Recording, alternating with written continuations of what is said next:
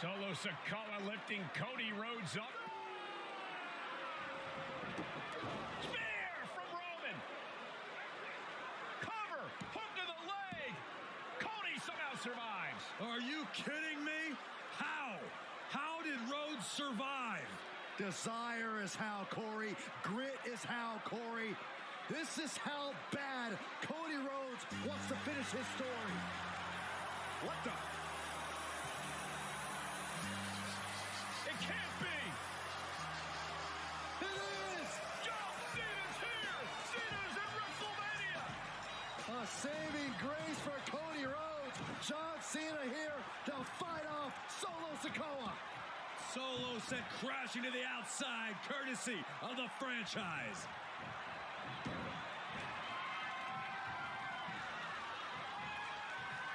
And an attitude adjustment.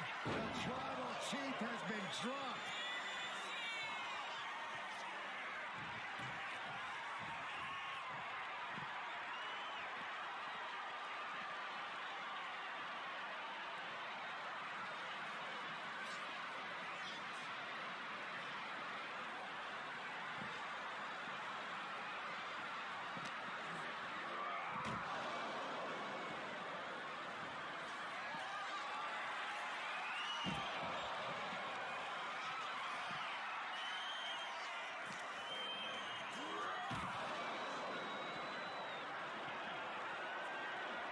And now John Cena with Solo Sikoa and through the announce table.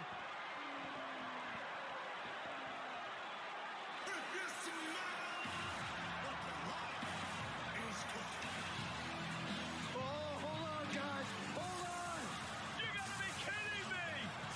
The final boss is at WrestleMania. What a moment this is. Brings back memories from WrestleMania over a decade ago.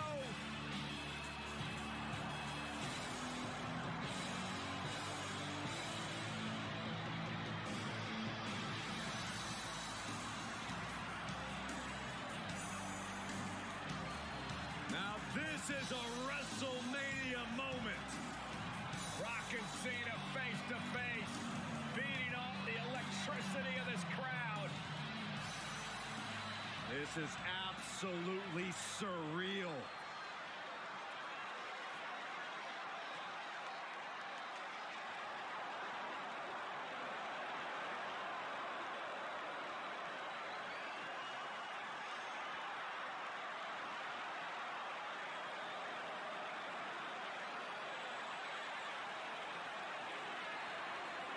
Oh, and right with a rock bottom.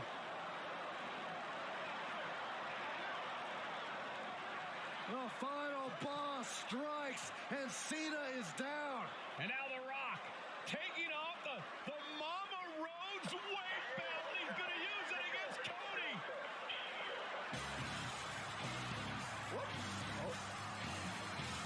No way. No way.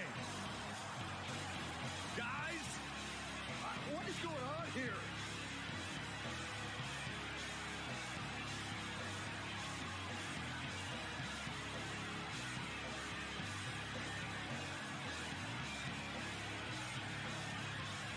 We know that music all too well, but It's Seth Rollins. And a Superman punch by Reigns intercepts Rollins, who's out here in the old Shield gear.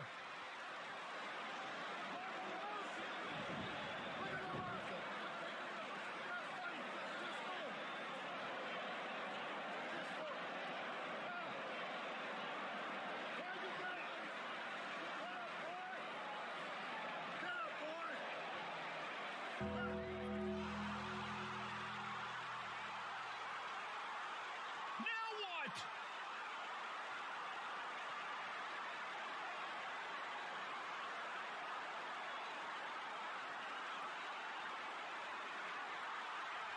Undertaker's in the ring! oh my gosh! the great one face to face with the Reaper at WrestleMania.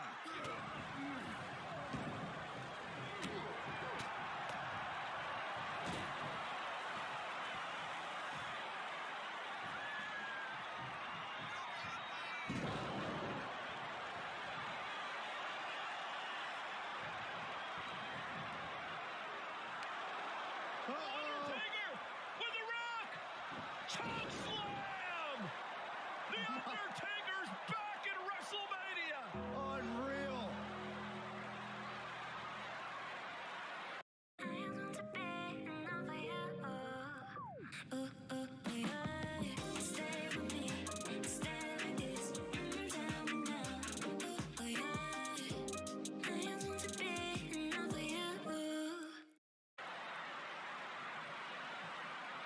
And now Roman Reigns and Cody Rhodes struggling to grab a hold of the steel chair in the ring. Both men struggling to their feet. Roman beats Cody Rhodes. And this could be disastrous for the American Nightmare.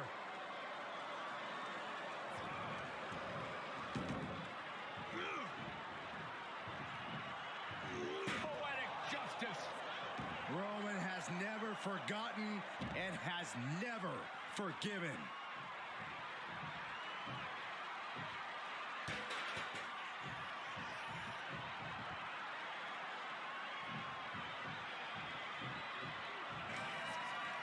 Roman Reigns setting up, looking for the spear to put Cody away. No!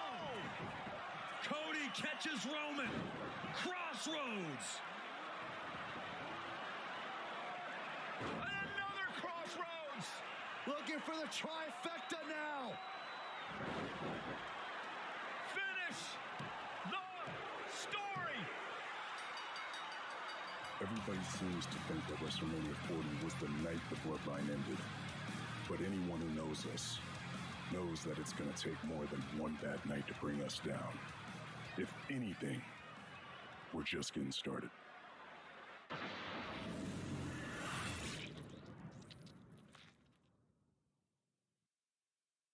Ladies and gentlemen, my name is Paul Heyman, and I serve as special counsel and the wise man to your tribal chief, Roman Reigns, the undisputed, uncontroverted, unquestioned leader of the Bloodline, the most dominant group in recent memory and in the entire history of WWE. The bloodline has all the damn gold. For nearly 40 years, I have worked for, alongside, and even employed the absolute greatest superstars to ever do it. Just how dangerous do you want to live?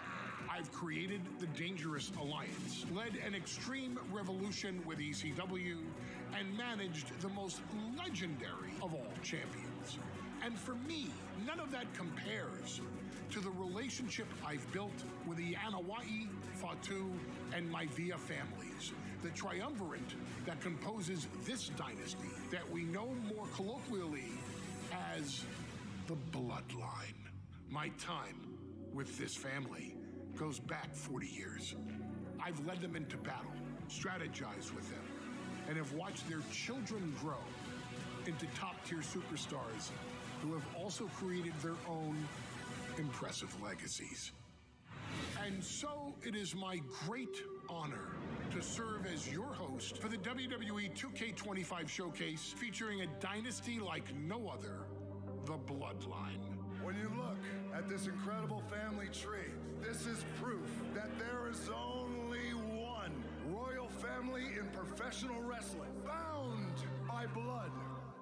A blood bond forged between High Chief Peter Maivia and Amatua Anai Anoa'i, the father of Afa and Sika, the wild Samoans, created a force that has dominated professional wrestling for over 5 decades. An elite collection boasting names like the Wild Samoans, Afa and Sika, as well as The Rock, Rikishi, Umaga, Yokozuna, Nia Jax, Jimmy and Jey Uso, Solo Sikoa, Jacob Fatu, and of course, your tribal chief, Roman Reigns. They've owned championships, filled arenas, packed stadiums, broken box office records, years and decades of dedication to the craft, perfecting their art with each passing generation, ultimately leading us to right here, right now, with the Bloodline having dominated WWE for the last half decade. As your humble wise man, it is my duty to take you through some of the most ferocious battles featuring the greatest warriors in the family. Not everything goes according to plan, and this year we're going to give you a chance to right the historical wrongs and change history to bring more glory to the Bloodline. It's our showcase, after all.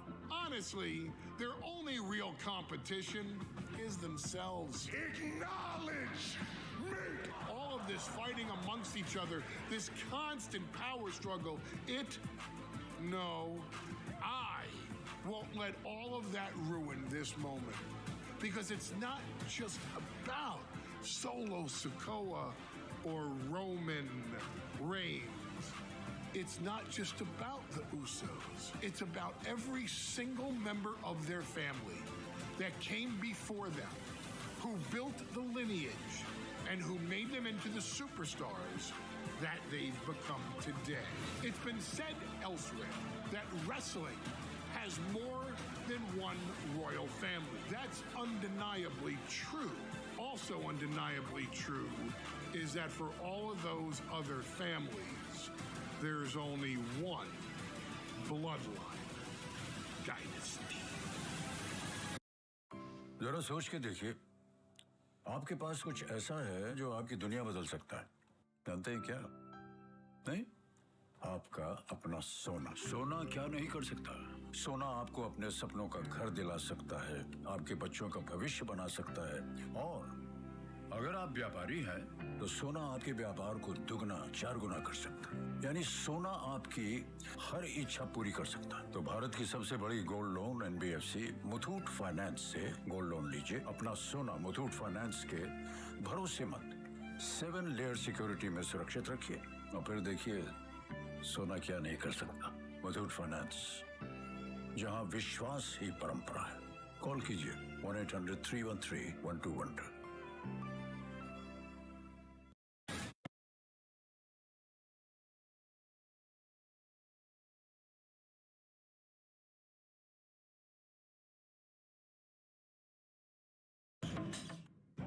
In a family that specialized in brute force over the years, perhaps no one better personified this than Rodney Anawai, nephew to the Wild Samoans, better known to the WWE Universe as the mighty Yokozuna. What's up?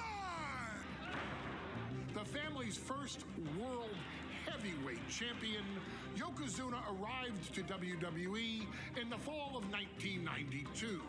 An imposing behemoth, to say the least, Yokozuna would make an immediate statement, winning the 1993 Royal Rumble just a few months after his debut.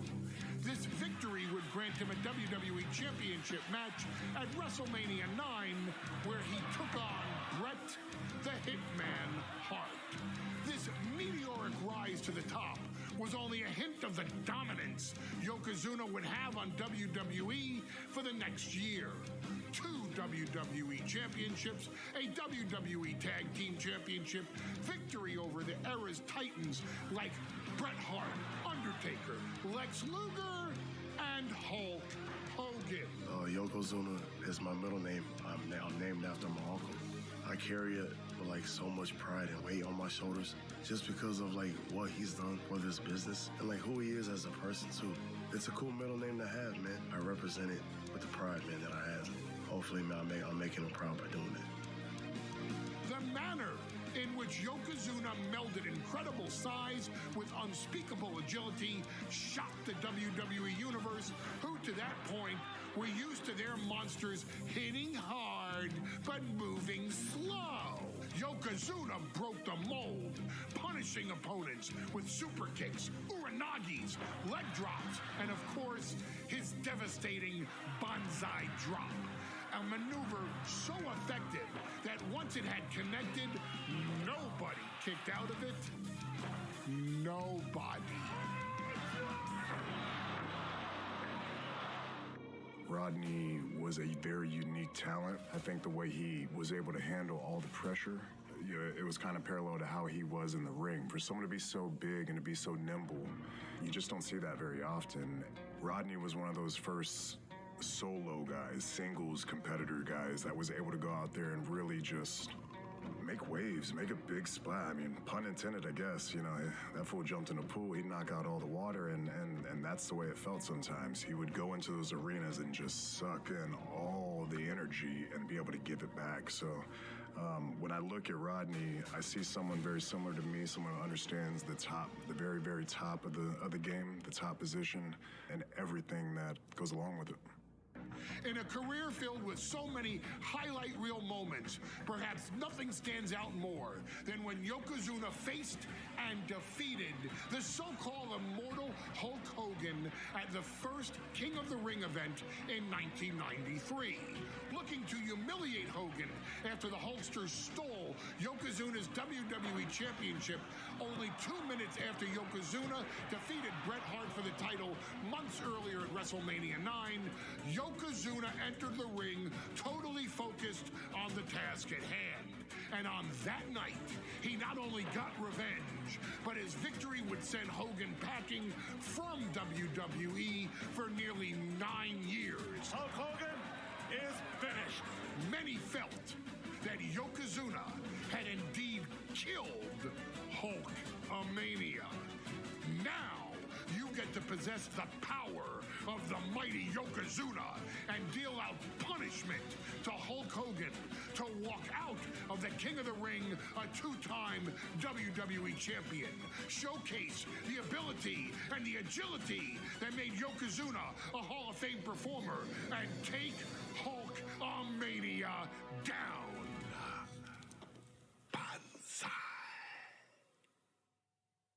Hello, folks. The weather today is gonna take your breath away with the AQI high, and I must.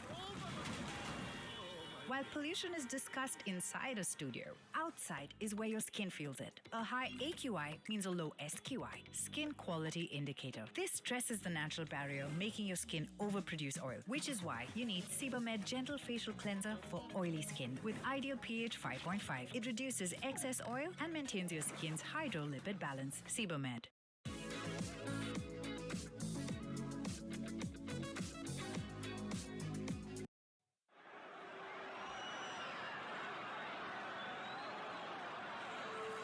Ladies and gentlemen, this is an event of international magnitude. Photographers from around the world as they are documenting Yokozuna's every move. Coming down the aisle with Mr. Fuji.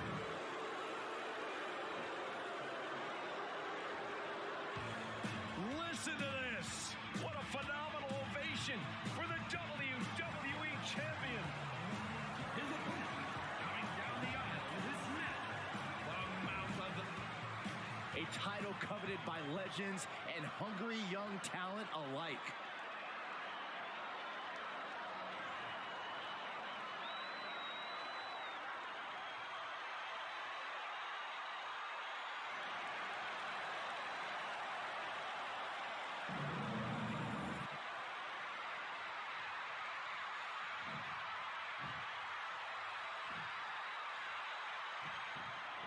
Michael Cole.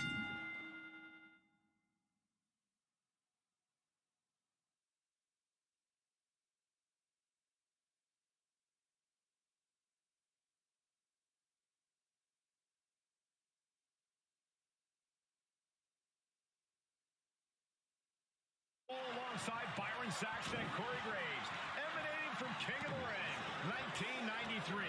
Yokozuna is fuming over his embarrassing WrestleMania loss to Hulk Hogan. Now, Yokozuna has vowed to reclaim the WWE Championship and wipe Hulkamania off the map. Indeed, the last time these two shared a ring, it was disastrous for Yokozuna. Mr. Fuji issued a challenge to Hogan on behalf of his client. And 22 seconds later, Hogan was the new WWE Champion.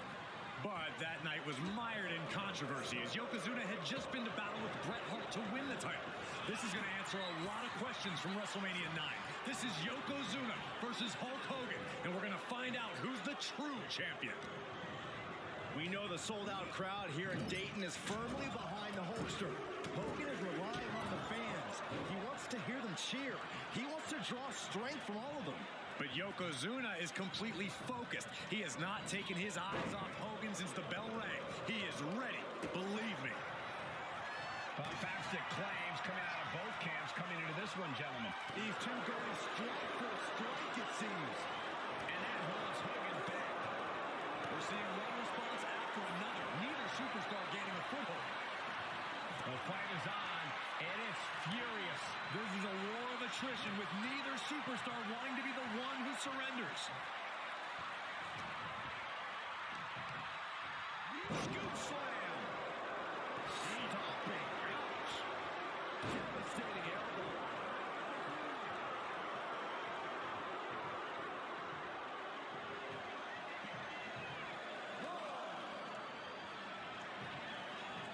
Two.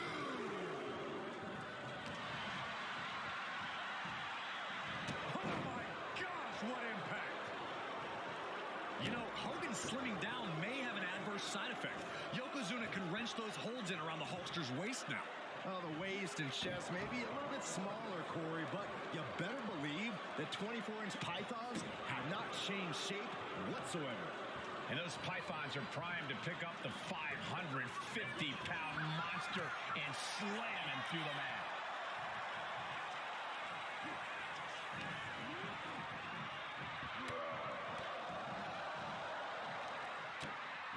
Oh, no. We've seen this before. The WWE Universe is on its feet. Hogan is hulking up. A series of right hands, and here we go. The big boot. And the leg drop from Hogan.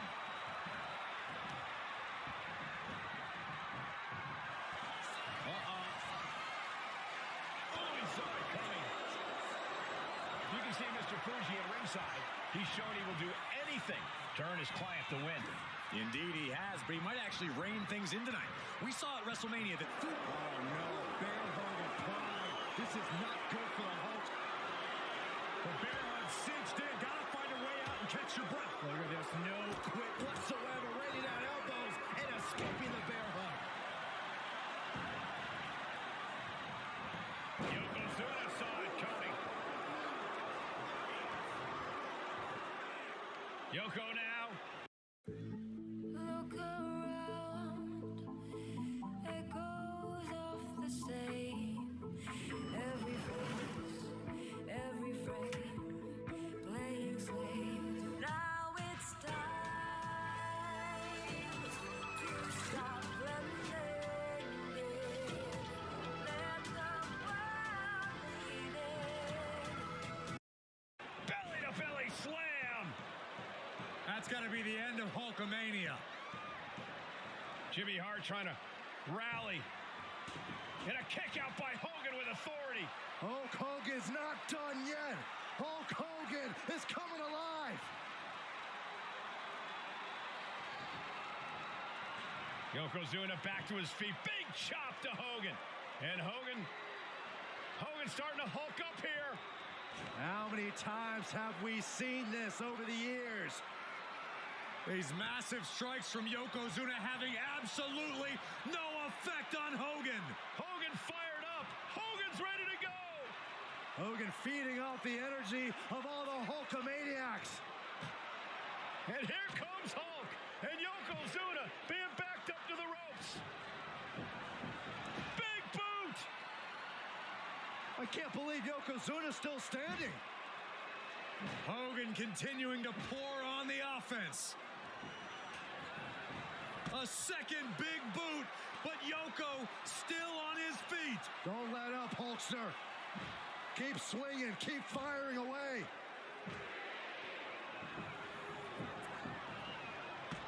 That boot, Yoko staggering. There we go. Down.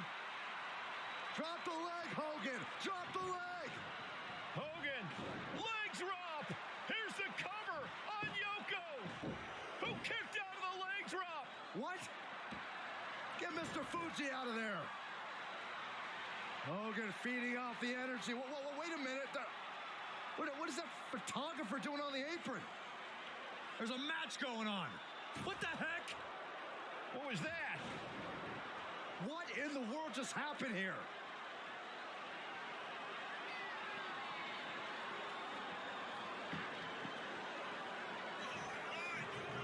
Oh, no.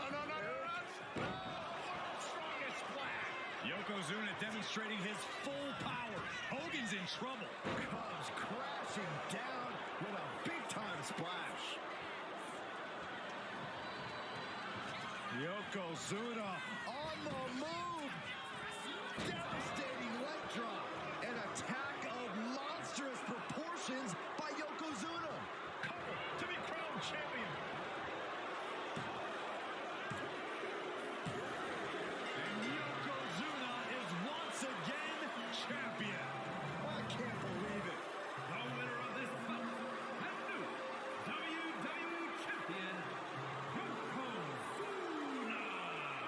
We have the official word. Yokozuna is indeed the new WWE champion. We may have just witnessed the end of Hulkamania, gentlemen.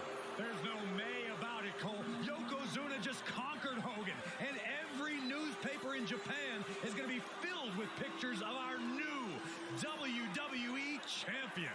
Here.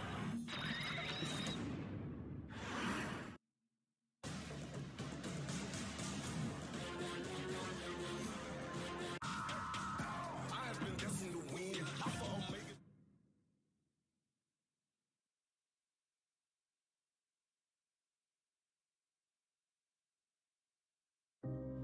Our next chapter sees the showcase spotlight shine on an area in which the family built their legacy: tag team wrestling. Starting with the Wild Samoans, Afa and Sika, all the way through to more recent champions like the Usos or Tama Tonga and Tonga Loa. This dynasty has always excelled in tag team competition, consistently showing an ability to dominate the division with a wide variety of looks. And the first team that we will look at, accompanied to the ring by Afa himself. Fatu and Samu, the Head Shrinkers. They put the fear in people's hearts. That's what the head shrinkers did back in the day. Second to none in that ring. You know, hard-nosed, battle-tested. They went for it every single night. More astute fans may also know that early in their journeys, Samu and Fatu were managed by me, Paul Heyman, then known as Paul E. Dangerously, and the SST, the Samoan SWAT team. The Samoan SWAT team is here. Vengeance is mine. Already an imposing force that early on, their future greatness was obvious to so many industry experts. Afa, more than anybody, knew he had the team on his hands, with Samu being his son and Fatu his nephew. The tribal elder was able to mentor both, instilling in them the same unrelenting approach to competition that made the Wild Samoans world famous. The team toured through regional promotions before a quick stop with me in WCW, but WWE was always their goal. Upon arrival, it was clear that the dynasty's next generation had indeed arrived, immediately drawing comparisons to their world-renowned predecessors. 10 years before it became cool to say, Samu and Fatu displayed ruthless aggression in the ring, overwhelming opponents before the bell and continuing the non-stop attack until their hands were raised in victory. Deceptively agile For men of their size, they brutalize the opposition with devastating dives from the top rope. The duo would eventually go on to capture the WWE Tag Team Championships in the spring of 1994, fulfilling the promise and carrying the legacy to even greater heights. At WrestleMania 9, the Head Shrinkers' one and only in-ring WrestleMania appearance saw them taking on Rick and Scott, the Steiner brothers. Be prepared, Steiner brothers. We're gonna give you a pain that you have never felt before. While I'm not one to make excuses, I am one to give opportunities to you, our expert gaming member of the WWE Universe. And so, today, you have the opportunity to make things right. WrestleMania 9, Las Vegas, Nevada. The Steiners performed at a near-perfect level that day, able to find every reversal and in the chaos emerge victorious. We are asking you to fix that. Stop them in their tracks and get the Head Shrinkers that WrestleMania victory you and I both know they deserve. But if you're not careful, you're going to find yourself reliving the very same memories that have haunted Samu and Fatu for years. Steiner lines, suplexes, Frankensteiners that will all bring your evening to a vicious, miserable end.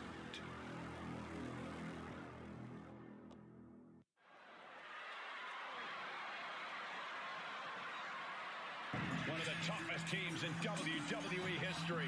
Nearly 600 pounds of pure savagery. Is a tag team match set for one fall. On the way to the ring, accompanied by Alpha.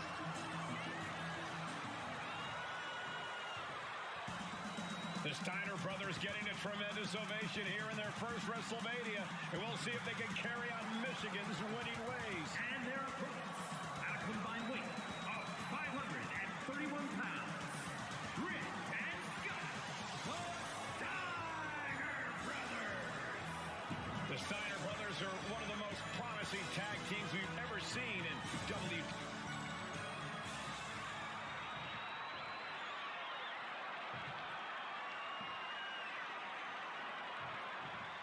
WrestleMania 9 rolling on with a potential show-stealing match, guys. Two very hungry tag teams facing off.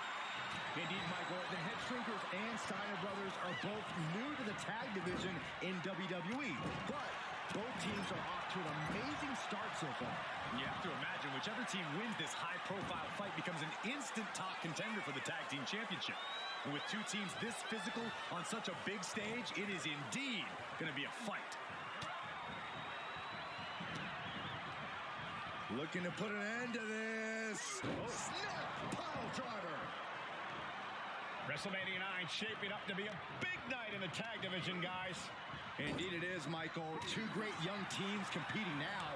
And later tonight, none other than Hulk Hogan will lead the Megamaniacs against Money Inc.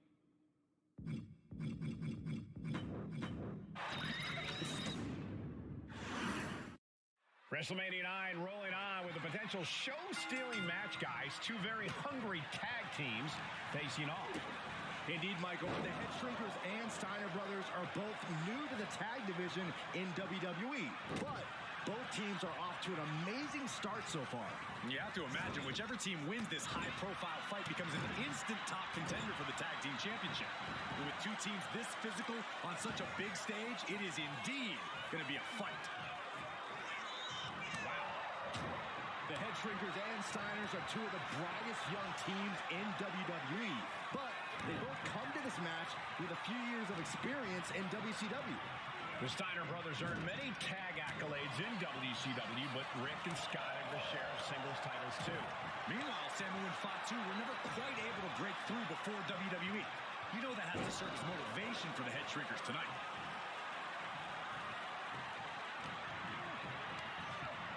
He puts him into the corner.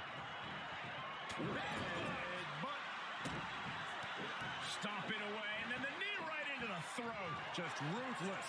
That was showing great awareness of positioning, placing yourself between the ref and your opponent.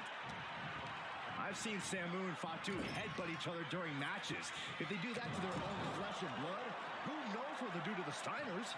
It's just a byproduct of the brutal take-no-prisoners offense of the head shrinkers, Byron. These guys will bite, scratch, and claw their way to a win. Rule book be damned.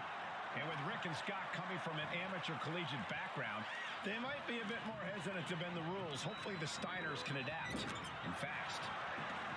WrestleMania 9 shaping up to be a big night in the tag division, guys. Indeed it is, Michael. Two great young teams competing now. And later tonight, none other than Hulk Hogan will lead the Mega Maniacs against Money Inc. for the tag team titles. Odds makers in Nevada have the smart money on Hulk Hogan leaving Vegas with the gold tonight. Clothesline.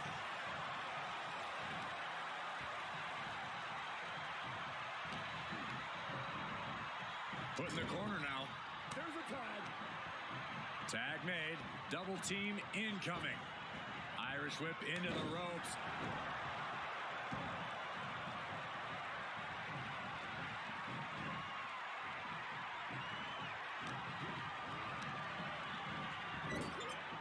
Wicked clothesline. Before this match began, you heard the Steiner speak backstage. Scott saying, quote, "Me and my brother are going to go out with a game plan and do what we do best, and that's wrestle." That's all. And there goes Steiner sent outside the ring. Fatu like a one-man wrecking machine right now. Cleaning house. Oh, look at this. The power by Scott Steiner. मैं strip को नया dimension दे रहा हूँ।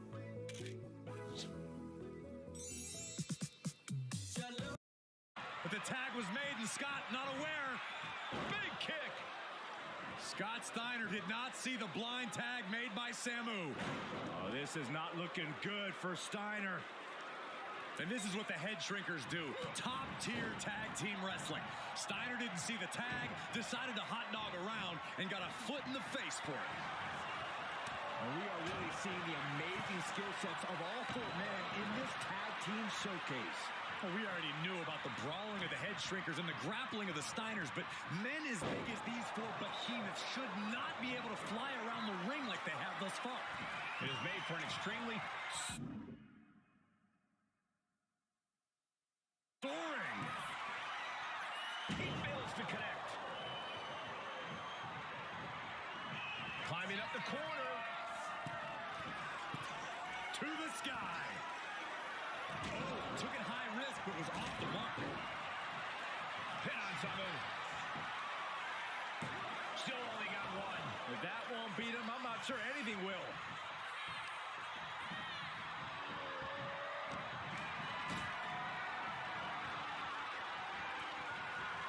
Got them off their feet here. Powerbomb. As we find ourselves surrounded by all this pageantry, do you think either of these teams is feeling the pressure of their first WrestleMania? I can tell you that Samu and Fatu truly did not care. Appa has turned these men into brutal fighters who simply want to destroy their opponents no matter where the fight takes place. And as for the Steiners, we know they have big match experience, tons of amateur championship bouts in college, and some of WCW's biggest events. But even those can't hold a candle to the spectacle of WrestleMania. Uh-oh. And Scott with the wherewithal to counter. Turns it around. A flag. Power into the scoop slam. From the top. Misses big time.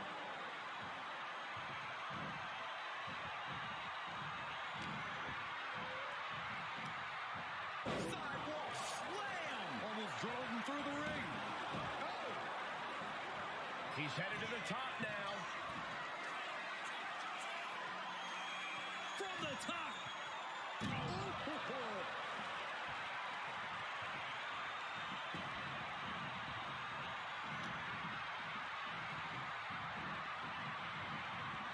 He's getting fired up now, really feeding off this crowd. Clothesline. So effective. Steiner looking powerless to every attack. Seeing some high-impact offense from Samu and Fatu thus far. I'm not sure the head shrinkers are even going. Tag made. Classic Steiner Brothers tag team. Up to the top rope. Here comes the Steinerizer. Connecting big time. Big move from the Steiners. Might just end things.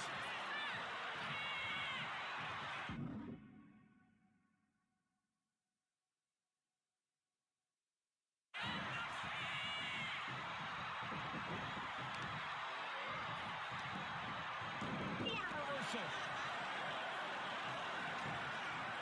Oh, man. Up on the shoulders. Down in a hurry.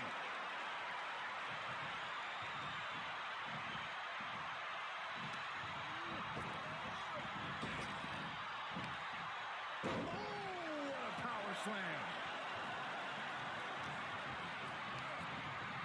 Placed him in the corner here. Ouch. Closed fist connects. Here's the tag. Tandem offense on the horizon here. They have their opponent driven down face first. That's it. No way the Steiners come back now. Shoulders are down.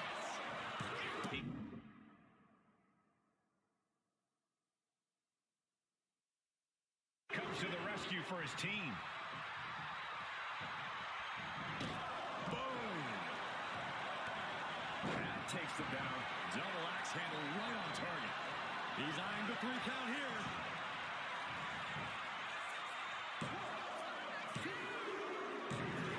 And the head shrinkers get the win. Here are your winners, Samu and Fatu, the Head Shrinkers. And what a huge win for the Head Shrinkers tonight. Samu and Fatu making their family proud and proving themselves as top contenders in the tag division.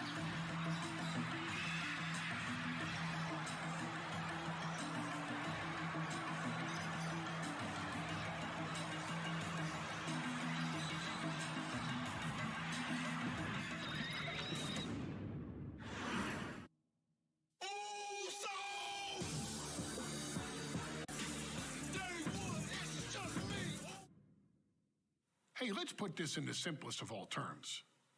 Dwayne "The Rock" Johnson is the biggest celebrity on the face of the planet today.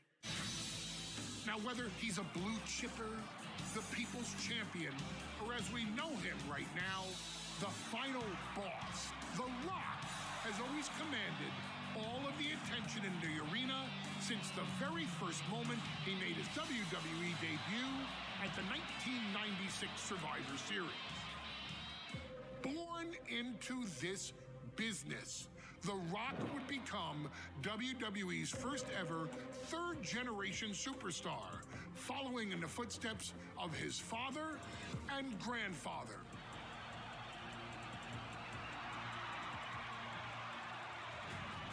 Who had competed in WWE rings before him.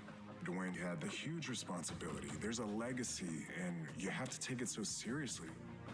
Even with incredibly high expectations, the Great One surpassed them all. Along with the usual achievements, if your name is The Rock: 2 Intercontinental Championships, 5 Tag Team Championships, 8 WWE Heavyweight Championships, a Royal Rumble victory, not even to forget the fact that The Rock once led an entire nation. The Rock has one of the more noteworthy feats in WWE history, earning WrestleMania victories over Hulk Hogan, Stone Cold Steve Austin, and John Cena. Each of these men are known as the faces of their respective era. Each of these men found out what happens when you go 1-on-1. Oh, you know the rest. Of course, The Rock rivaled Stone Cold Steve Austin's popularity during the vaunted Attitude Era, tearing opponents down with rock bottoms and people's elbows while tearing them apart on the mic with cutting one-liners and catchphrases that are still recited to this day. If you smell, know your role and shut your mouth. He ended CM Punk's 434-day title reign as WWE Champion at the 2013 Royal Rumble as well, after having only competed twice over the previous 9 years, displaying the always ready mentality and physical conditioning on which he has built his global brand. But you don't need me to rattle off The Rock's resume to you, now do you? Of course not.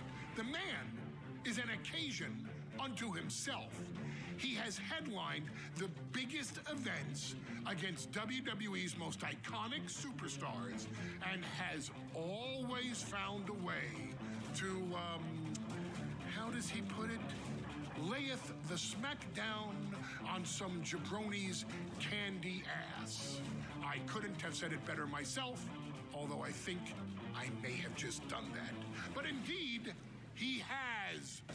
On a Thursday night in February of 1997, The Rock, still known as Rocky Maivia, would find himself challenging for the WWE Intercontinental Championship. Only a few months into his tenure, he would be matched up against a face that would ultimately become one of his most familiar and hated rivals, Triple H, Hunter Hearst Helmsley. Seemingly overmatched by a more seasoned opponent, a youthful Rock would demonstrate all the traits that have come to define him in the years since. Tenacity, high IQ, and that legendary Samoan strength to ultimately surprise Helmsley and kick off the first championship reign for Rocky Maivia. It would be the first step of a journey that has ultimately led The Rock into the pantheon of WWE's elite. So now it's all in your hands. It's up to you to showcase the undying drive that makes The Rock the hardest worker in the room to deliver a shocking upset against the Greenwich snob himself.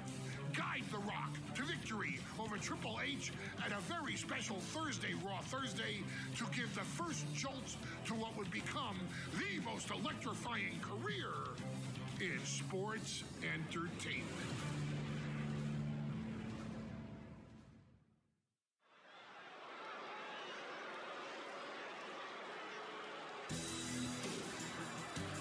And here comes the #1 contender, at least for tonight, Rocky Maivia. The following contest, scheduled for one fall, is for the WWE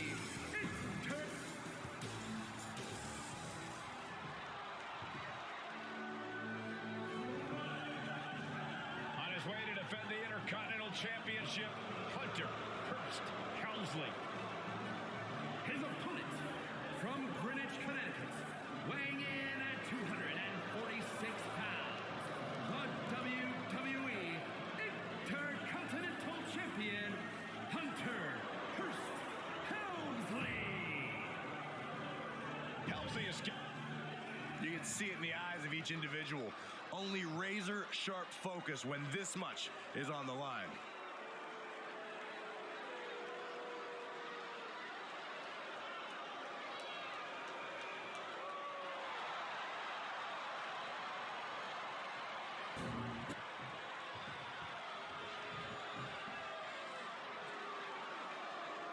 hello दोस्तों, सांस थाम के बैठिए क्योंकि आज का AQI है high.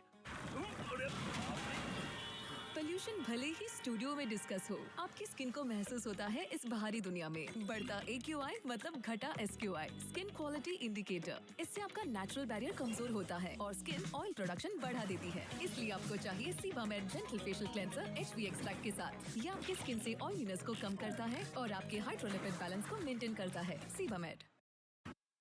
The Intercontinental title hangs in the balance. Tonight in a match between our refined champion, Hunter Hearst Helmsley, and the young challenger, Rocky Maivia. Rocky Maivia has a lot to prove here. The third-generation up-and-comer would love nothing more than to grab his first championship tonight and send a message to the WWE that Rocky Maivia has arrived. But Hunter Hearst Helmsley will do everything in his considerable power to stop that from happening. As far as Helmsley is concerned, Maivia is barely... Cobra clutch. The Cobra. And wait a second. Interesting turn of events here. Yeah, he just released the hold, and I'm racking my brain wondering why. And even before the bell rang tonight, I think Hunter Hearst Helmsley has been trying to frustrate Rocky. He's tried to say, hey, young fella, we're going to do things at my pace, not yours. Rocky, the 6'5", around 270-pound stud, just has to keep his... Perched up top. A diving knee drop. Helmsley has no control here. The power of Rocky Maivia is too much for Helmsley right now. Maivia took to the sky and executed that high risk perfectly. I don't think Helmsley had that scouted at all. Ouch. Stops the attack with a hit to the... Hunter whipped into the corner. Nobody home. Rocky hit hard. And now Hunter looks to take over this match. Helmsley muscling Maivia up to the top turnbuckle in a big right hand. Helmsley with something big in mind here for his challenger tonight.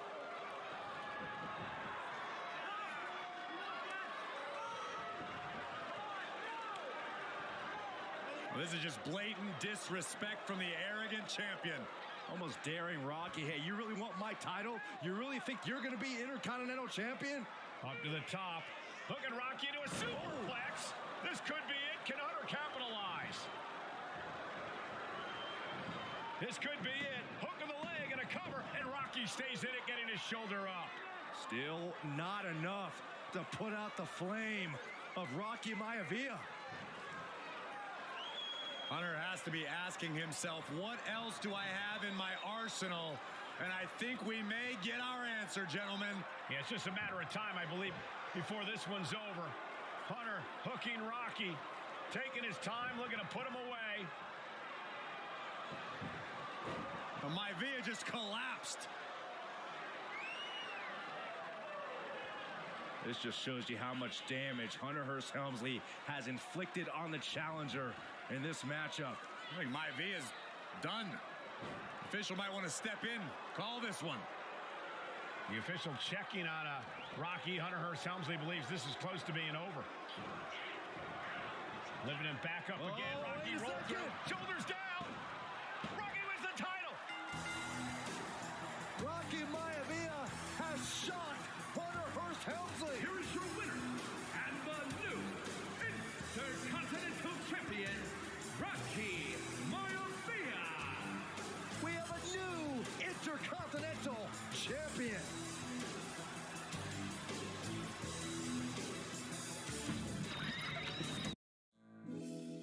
Guys Rahul आ रहा है और उसके साथ कोई लड़की भी है। वो क्या सोचेगी? गाड़ी में वो पुरानी सी स्मेल है। रिलैक्स गाइस, पेश है नया गोदरेज एरो। न्यू कार, या गोदरेज एरो, नई कार जैसी खुशबू पूरे 30 दिनों तक सिर्फ 99 रुपए में।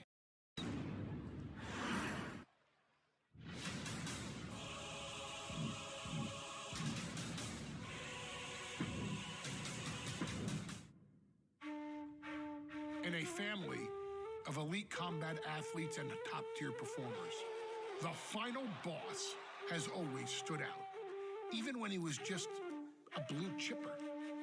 But there wouldn't be a final boss. There wouldn't even be a bloodline if it wasn't for The Rock's grandfather, the High Chief Peter Maivia. You can think of him as the first boss. Predecessor to the tribal chief. He is one of, if not the foundation for our family. The Anawa'i Fatu Maivia wrestling dynasty. I don't think there's anybody more responsible for what's going on now than the High Chief himself. Peter Maivia isn't simply one of the two principals behind the sacred blood bond. He's also an incredibly decorated professional wrestler who traveled the world and won titles everywhere he went. New Zealand, Japan, Europe, and here in the United States, where he enjoyed especially successful runs in Hawaii and California. Maivia would eventually find his way to WWE, engaging in legendary battles with the likes of superstar Billy Graham. His larger-than-life personality would win the WWE Universe over in short order, as it had throughout his entire career.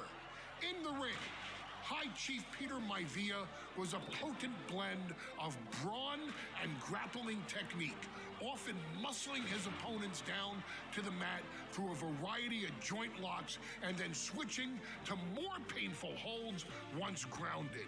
His sleeper hold and stump puller were both feared and renowned, and make no mistake about it, Maivia knew there was always more than one path to the ultimate victory. Out of the ring, High Chief Peter Maivia also ran one of the most successful wrestling promotions on the planet, Polynesian Pro Wrestling, based out of Hawaii, showing his mastery of the business in every aspect. His induction into WWE's Hall of Fame class of 2008 was supremely deserved, forever enshrining Peter Maivia as the legend he always was. And now, we present to you the opportunity to walk in the boots of the legendary High Chief Peter Maivia, facing off against one of the most legendary WWE rivals, George the Animal Steele. You will settle this score once and forever, and showcase the overwhelming strength of Peter Maivia, which has ever since remained as a hallmark for every single solitary member of this bloodline. Steele is no easy battle, though. He thrives in the chaos, one of pro wrestling's true madmen.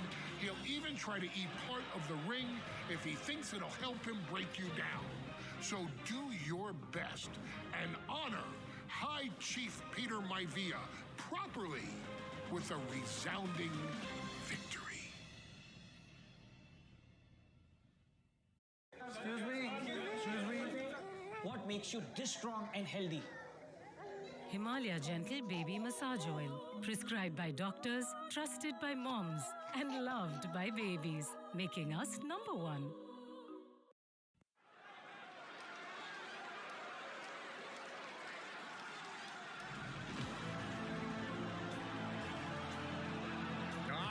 Somebody called the local zoo. The following contest is scheduled for one fall and is a steel cage match. Introducing first, from Detroit, Michigan.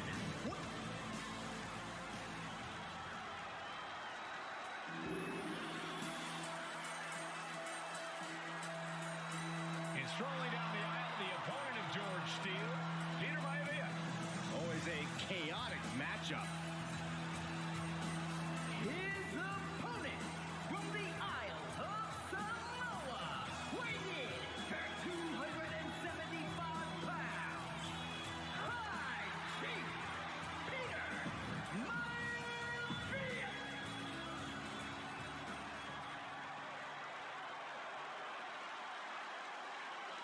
Steel cage match underway. Peter Maivia versus George the Animal Steele. Most of the matches between Peter Maivia and George Steele have ended inconclusively, but this time we'll have a winner.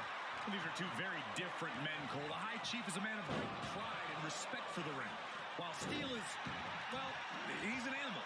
I can't think of two opponents with more opposing styles. You said it, Corey. Let's just hope this one gets taken care of in the ring tonight. Tremendous pressure on the head and neck. George the Animal Steele might be a bit of an underdog here. In fact, he lost the match by countout to the High Chief. In Steele's defense, I'm not sure he knows how to count exactly or how to read a rule book. So he's got to be happy to be in this cage. Well, Maivia is called the High Chief in part because of his commanding presence in the ring. He's more than ready for what the animal will throw at him, even inside a cage. Peter Maivia now with the upper hand. And you can see Steele is struggling to weather the storm of the High Chief. Taken down with a body slam. Fist drop! Oh, no. He is donning the Crimson Mask. What a callous attack. Inside cradle. Oh, look at this smoke. Hold on. He stops the count. And that holds Peter Maivia back. Gentlemen, we've touched on the differences between Maivia and Steele as competitors. One man based on order, the other on chaos, but it's reflected in their looks, too. Indeed, Michael. Just look at the sculpted physique of the High Chief. And the tribal tattoos on his body are extremely intricate and definitely eye-catching. And Steele is, well, he's an ugly creature. Enough hair on his upper torso to classify as fur. Folds in his bald head. He's like a modern-day Neanderthal. Totally helpless at the moment. Right across the throat. Headbutt to the gut!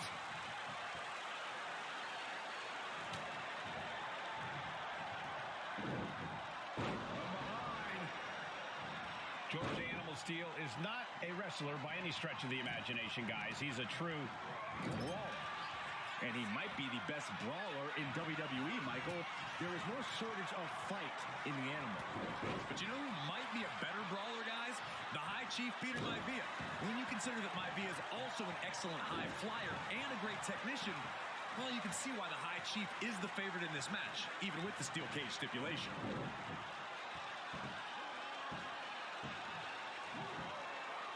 Tremendous pressure applied. Momentum is all with Maivia now. Yeah, and Maivia has really figured the animal out here. Got out of the way, but can he capitalize? Two very opposing styles in every sense of the word, Corey. High Chief Maivia is a much more physically gifted and talented athlete in the ring than Steele. What's it going to take for the animal to get the upper hand here? Well, he's got to be even more chaotic than ever inside this cage. Nothing about Steele makes sense to someone as traditional as Maivia. There's never any telling what the animal's going to do in a match, and he needs to keep it that way. The High Chief Peter Maivia really making a name for himself at WWE, but he's had plenty of experience on the way up. Plenty of championships on the West Coast, but he's made the biggest splash in Hawaii, where he earned multiple tag team titles. Oh, yeah, Maivia is a huge celebrity on the islands. In fact, I've heard some consider him the personification of mountain. He's seemingly got nothing left in the tank, just taking this assault. And I don't see Peter Maivia slowing down anytime soon. George beats him to the punch. And Steele isn't looking helpless anymore. This could be a good chance for Steele to get some distance and rethink things. Oh, stop right to the hand.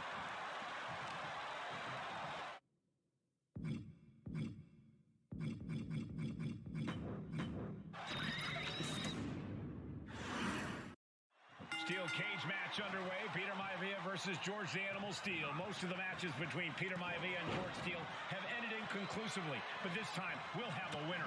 These are two very different men, Cole. The High Chief is a man of great pride and respect for the ring, while Steele is, well, he's an animal. I can't think of two opponents with more opposing styles. You said it, Corey. Let's just hope this one gets taken care of in the ring tonight. Scoop slam. When a man like Peter Maivia signs up for a match with the animal, he doesn't... Soaring! Oh! Measured up nicely. Fist drop! And that shot just busted him open. Blood flowing now. Headlock takeover. Slowing down the pace. Tremendous pressure applied. Ian Steele fending him off. Evasive maneuvering there. Ooh, and he stops that offense. The High Chief just refusing to be intimidated. The animal has no idea what to make of Maivia. Hello, folks. The weather today is gonna take your breath away with the AQI high, and I must... While pollution is discussed inside a studio, outside is where your skin feels it. A high AQI means a low SQI, skin quality indicator. This stresses the natural barrier, making your skin overproduce oil, which is why you need Sebamed Gentle Facial Cleanser for oily skin with HV extract. It reduces excess oil and maintains your skin's hydrolipid balance. Sebamed. देखिए ना, वही सेब chocolate cookies खा खा के जिंदगी से sad हो गया है। नाम क्या है इसका? Jimmy.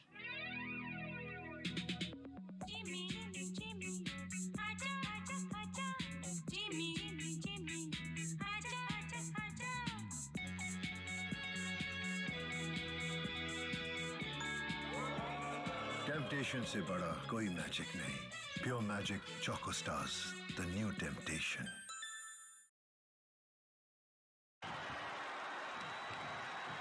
Big slam. George Animal Steel might be a bit of an underdog here. In fact, he lost a match by countout to the High Chief. It's incoming! Boom!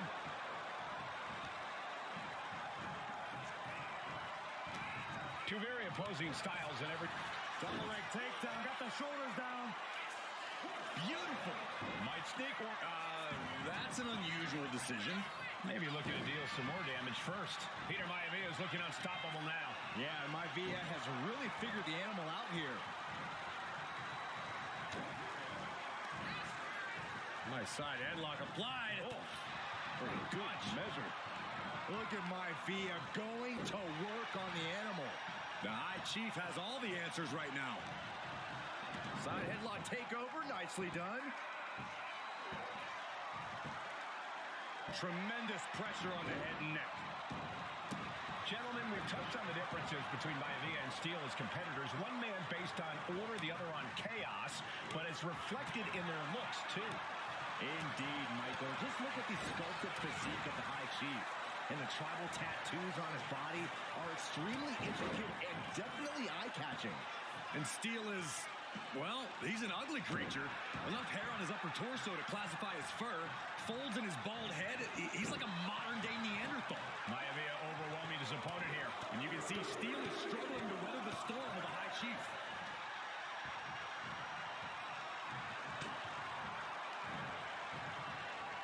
Headbutt to the back of the neck. What a chancery. Peter Maivia very tough, but he also has movie star good looks. Quite the combo. And it served him well, Michael. In fact, the High Chief has major acting and stunt work credits to his name. And who knows? Maybe we'll see the Maivia name on Hollywood billboards again sometime. Well, before any of that happens, the High Chief needs to survive this war against the animal. Peter Maivia sensed that was coming. This is not looking good for him. Maivia just smothering his opponent with offense. Oh, what a headbutt.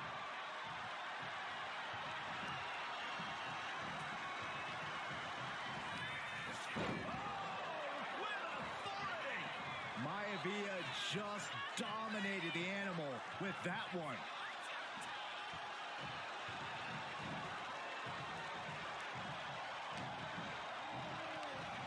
Delivers the snapmare and drops the fist. The High Chief Peter Maivia really making a name for himself at WWE, but he's had plenty of experience on the way up. Plenty of championships on the West Coast, but he's made the biggest splash in Hawaii where he... Going for the home run. Backbreaker. Does Peter Maivia have this sewn up?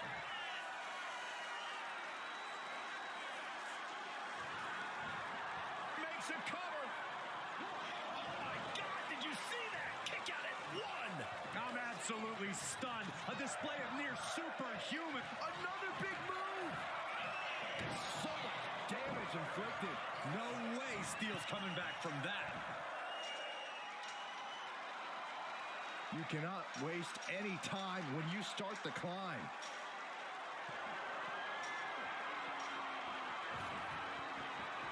Perched up there on the top of the cage now. And all he has to do is finish getting over the top of the cage, and he's home free. You can almost taste it now. Having a problem lifting that other leg over.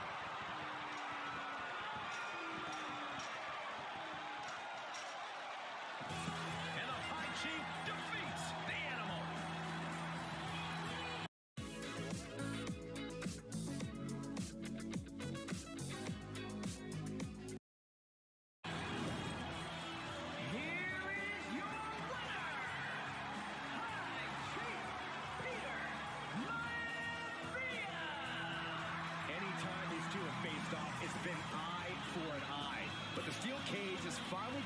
a decisive victory for the High Chief, Peter Mutton.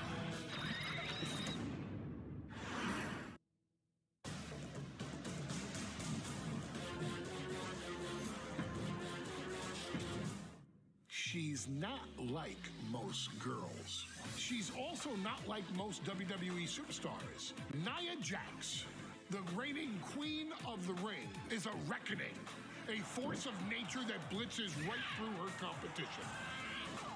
A cousin of The Rock, Nia Jax arrived in NXT almost 10 years ago with astronomical expectations. Undaunted, Nia Jax would dominate early opponents, finding herself competing for the NXT Women's Championship mere months after her debut. It did not take long for those running Raw and SmackDown to take notice. Well, our next pick, Nia Jax! And Nia Jax would join the Raw roster as part of the 2016 draft lottery. And since joining the main roster, absolutely no one has been safe from Nia Jax. She is a two-time women's champion. She is a two-time women's tag team champion. She competed in the men's Royal Rumble match in 2019, even getting an elimination while in the ring. Nia Jax looking to eliminate. She does. She's battled standouts like Charlotte, Bayley, and Becky Lynch. And all the while, she has left undeniable destruction in her wake. In the ring, she applies many of the same tactics that once benefited Yokozuna, even using her own version of the Bonsai Drop, known as the Annihilator. And just like its namesake, if it connects, your night is over.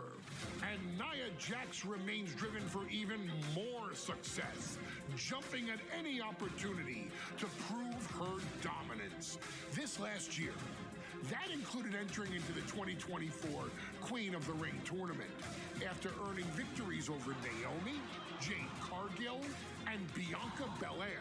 Nia Jax would fight her way into the finals, taking on former NXT Women's Champion Lyra Valkyria. Valkyria built a lot of momentum, defeating Dakota Kai, Zoe Stark, and Io Sky to punch her ticket into the final at the Queen and King of the Ring. With an obvious game plan, Lyra would look to stick and move, avoiding the colossal attacks of her opponent.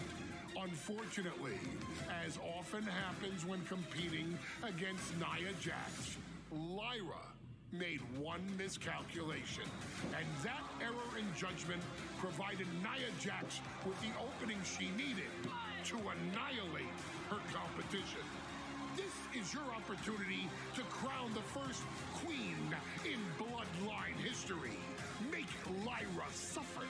Make her regret ever entering your ring. Showcase the otherworldly power that forces an entire roster to cower in your presence. Because when you're an irresistible force like Nia Jax, resistance is futile.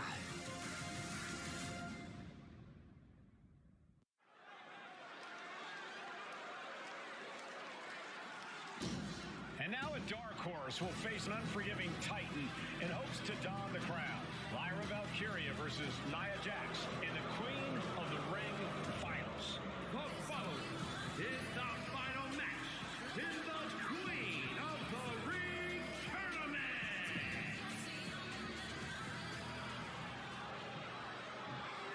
Hello, folks. The weather today is gonna take your breath away with the AQI high, and I must. While pollution is discussed inside a studio, outside is where your skin feels it. A high AQI means a low SQI, skin quality indicator. This stresses the natural barrier, making your skin overproduce oil, which is why you need Sebamed Gentle Facial Cleanser for oily skin with ideal pH 5.5. It reduces excess oil and maintains your skin's hydrolipid balance. Sebamed.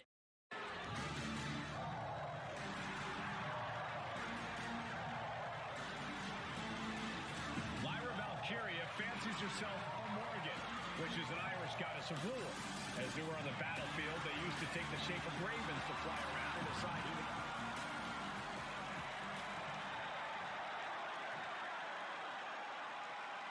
Come down to this, the finals of the 2024 Queen of the Ring tournament. Jax Valkyria, who will walk out in Saudi Arabia with a crown and a ticket to a world title match at SummerSlam. Lyra Valkyria is about to go toe-to-toe with a real... And Nia now misses wildly. Lyra goes up over the top. Nia's got a caught, though. Lyra trying to rely on her technique to bring down the irresistible force, but having no luck at the moment. I'm not sure this is going to work either. Jax just entirely too strong, but whoa! That was interesting. Oh, nice athleticism by Valkyria. Even Jax might be a little impressed. I wouldn't go that far, Saxton. Here comes Nia, just imposing her will on Lyra Valkyria. Again, Lyra showing how resourceful she is, applying the sleeper to Nia Jax. Lyra tried to hold on. And now Nia Jax in control, and she's going to look to put Lyra away. Nobody home, set outside the ring, and Valkyria's got a chance. Huge window of opportunity.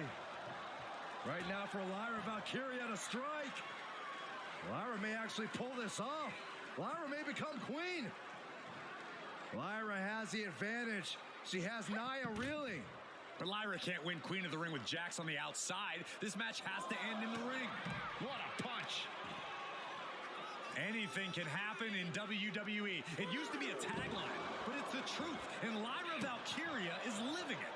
Over the last 12 months, Lyra has already knocked off the likes of Becky Lynch and Io Sky, but she's never faced anyone the size of Jax. This is a first for her career. Face first into the post.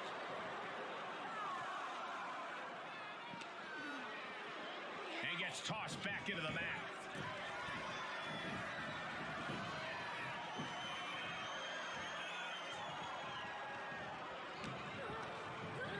Leaning on the turnbuckle here. Just a nasty headbutt. So ruthless. In just a matter of minutes, we'll have our second Queen of the Ring. The first, of course, being Zelina Vega. But you've got to believe that Zelina will want a shot at whichever woman wins this. She beat the woman now known as Piper Niven that night. So you know Queen Zelina can strike down an enemy of any size. Well, if you're Lyra Valkyria, what do you do to pull off a massive upset tonight? Well, Lyra's a technical wizard, Cole. In fact, from a technique perspective, she may actually have Nia Jax outgunned. And beyond relying on her technique, if I'm Lyra, I'm going to try to frustrate Nia. I don't know how possible that is, but if you frustrate Nia, she may make a crucial mistake. Legs getting tangled in the corner, stuck in the tree of woe. Stuck in the tree of woe. They are doing whatever they please. Confidence is always a key for Nia Jax. She comes into every match thinking she has it won. Well, when you have this business in your blood like Nia does, that confidence is genetic. But ever since the irresistible force returned to WWE 8 months ago, her confidence has been on another level. And she's gaining even more confidence as this match progresses. Jax may just be unstoppable. Incredible reversal into a DDT.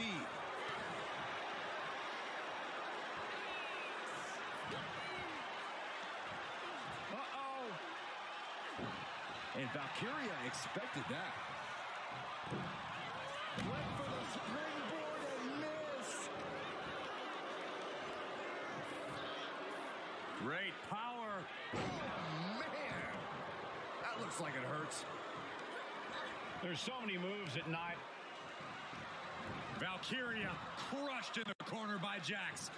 Squashing Lyra in the corner, and the beginning of the end may be near. And Nia now, with Lyra on her back, going to climb up to the second rope. This is a scary situation for Lyra. Oh, look at this. Maybe not. No way. There's no way. Oh, my. Oh, no. Good night, Annihilator. Here is your winner and the new Queen of the Ring,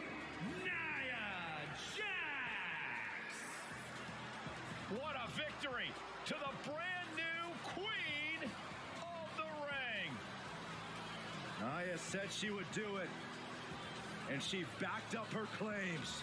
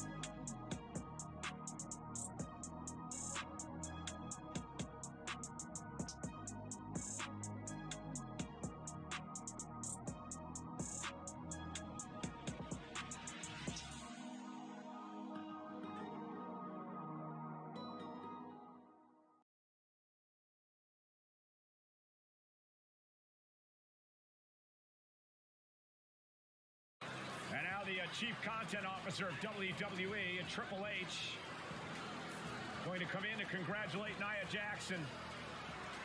Officially crown her the Queen of the Ring. Absolute dominance by the new Queen.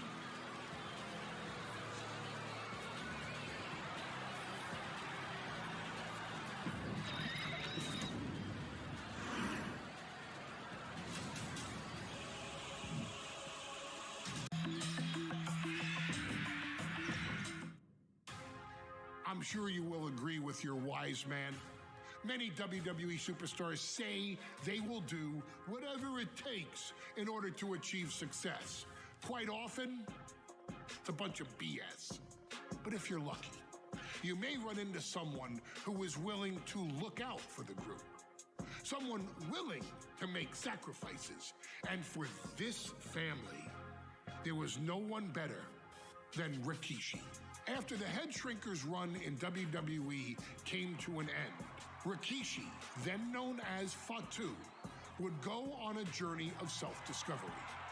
This journey would lead to him taking on the name Rikishi, a subtle nod to his cousin Yokozuna, as well as an opportunity to start fresh with a global audience.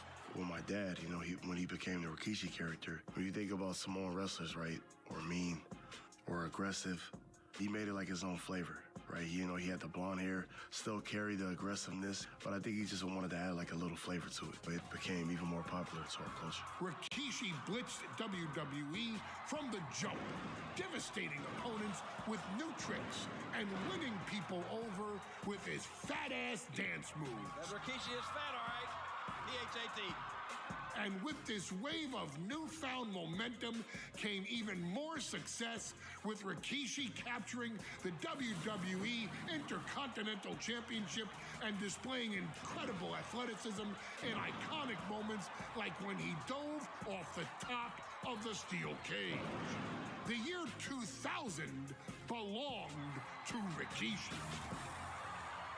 But little did anyone know, Rikishi held a dark secret regarding a decision he'd made not for his own benefit, but for the benefit of the family. It was at the 1999 Survivor Series that Stone Cold Steve Austin was hit by a car in the arena parking lot, forcing him from the main event later that night for the WWE Championship. For nearly a year, all of WWE was consumed with figuring out who was driving that damn car and why Austin was targeted in the first place. The verdict came in. The car was driven by Rikishi. Rikishi would stand strong. Stone Cold Steve Austin. I didn't do it for me. I did it for The Rock. What? Rikishi would lay out a years-long gripe that WWE preferred Steve Austin to The Rock, and so Rikishi had made sure that The Rock's only competition had been removed from the picture. Rikishi sacrificed his own popularity to reach this goal. The Rock thrived while Austin was on the shelf. For Rikishi, the struggle and fall was all worth it.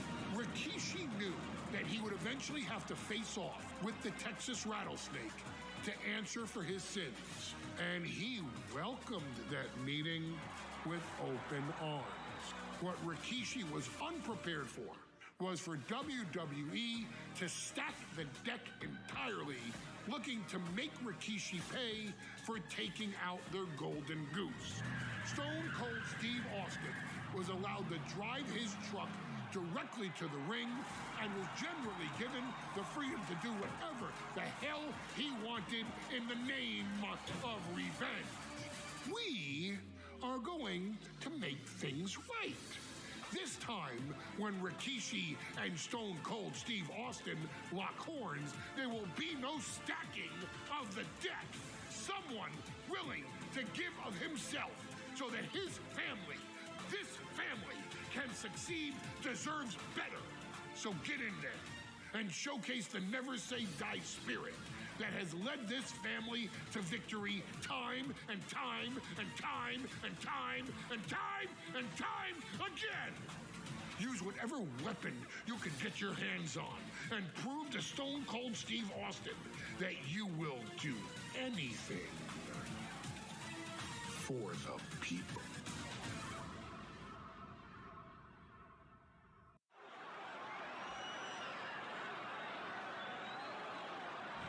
Is it legal to not show up?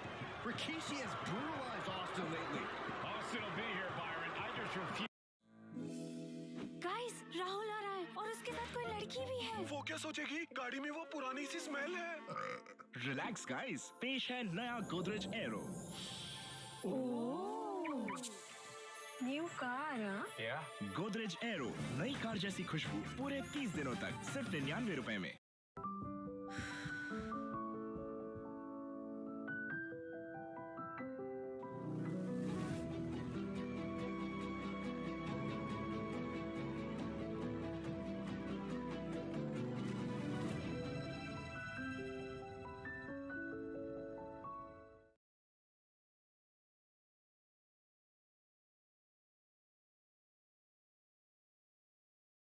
To think anything else.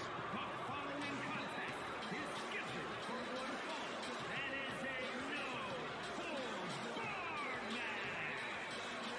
Introducing first, from the Isle of Samoa, weighing in at 420.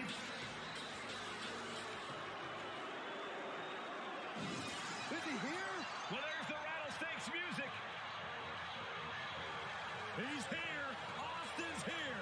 Stone Cold Steve Austin came here with no fear, no hesitation, just revenge.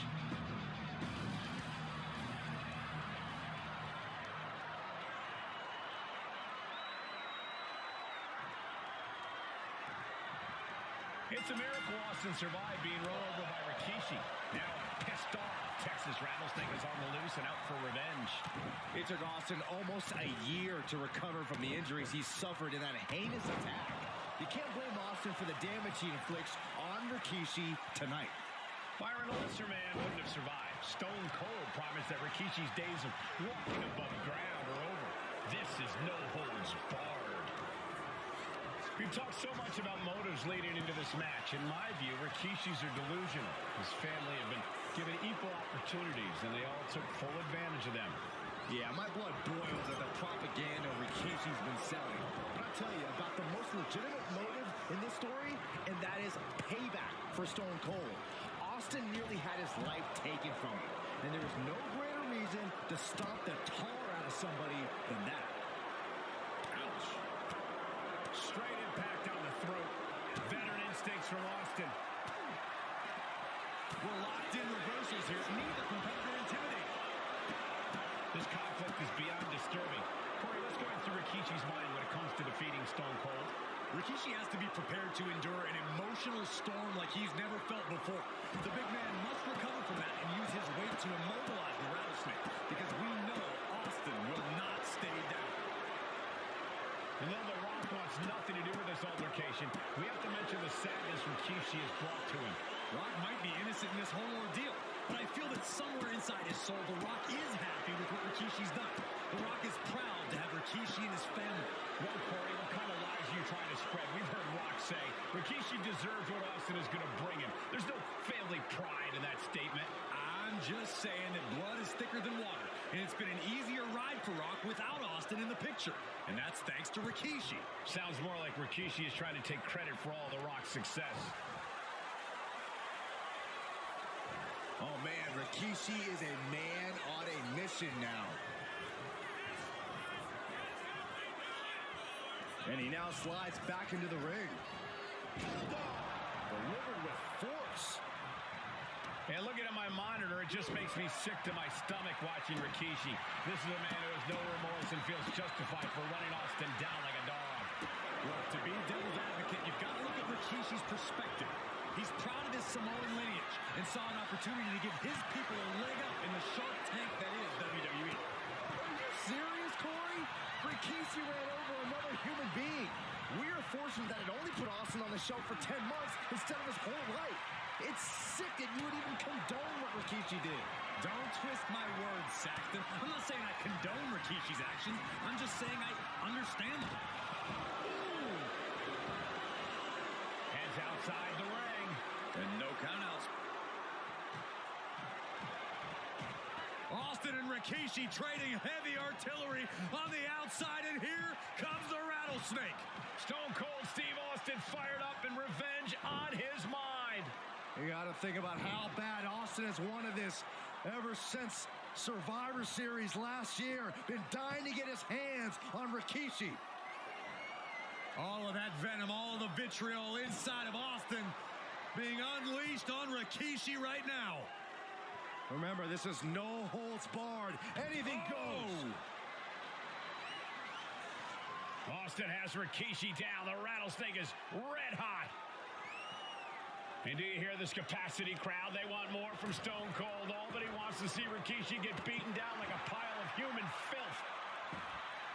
And we know how despicable Rikishi has been. But to throw vinegar on the rattlesnake's nest, Rikishi goes and destroys Austin's trust with a sledgehammer. Well, hell hath no fury like a man who has his car tampered with. It's just extra motivation for every fist Austin lands in this fight. Ooh, boom! Punch him in the chest.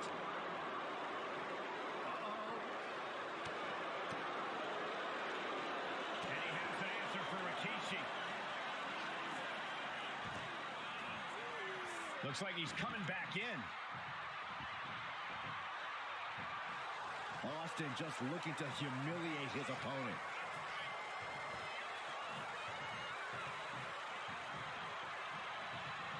And what's he looking for here?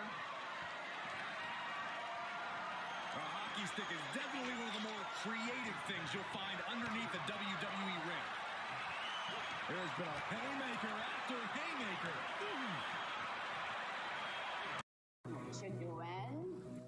मैं इस trip को नया dimension दे रहा हूँ।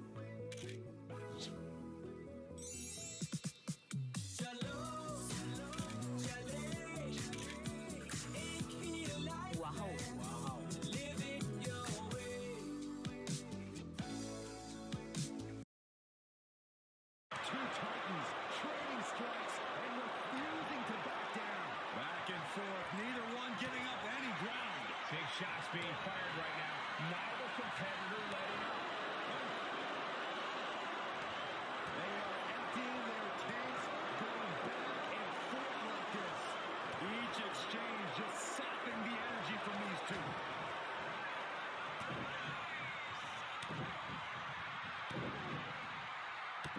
Loving blows.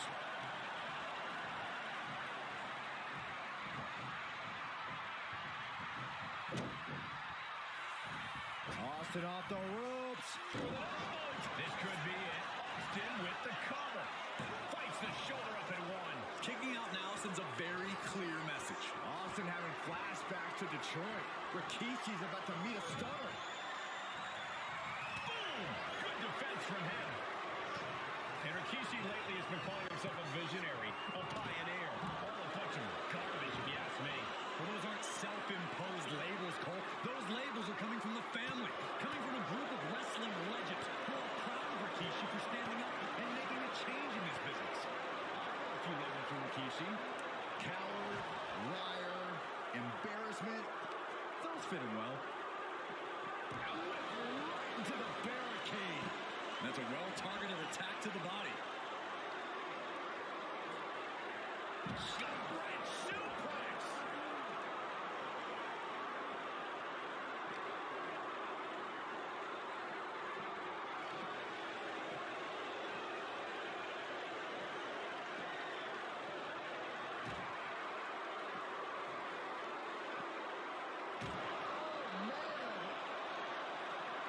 Scary mindset for the Rattlesnake. Austin has scattered pictures of Rikishi all over his home. Said that every time he looks at Rikishi, he's looking at a... And Rikishi slows Austin down with a thunderous right. Austin's in trouble. And now steel chair. Oh, and Austin, he just averted disaster there. And now Austin gonna deliver the punishment with the steel chair.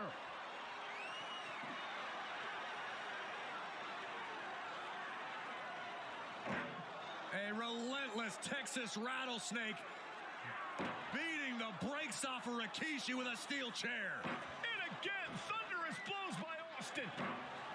Down goes Rikishi. Austin beating the hell out of him.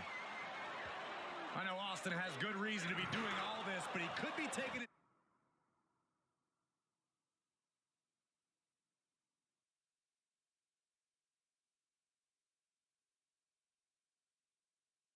Too far at this point. I don't think the Rattlesnake has taken it far enough, Corey. Austin wants to put Rikishi's life in danger, just like Rikishi did to him. These are dangerous attacks on their own, but now the damage is exponentially multiplying. He's climbing the turnbuckles to the top. Looking for something big here. Blast off.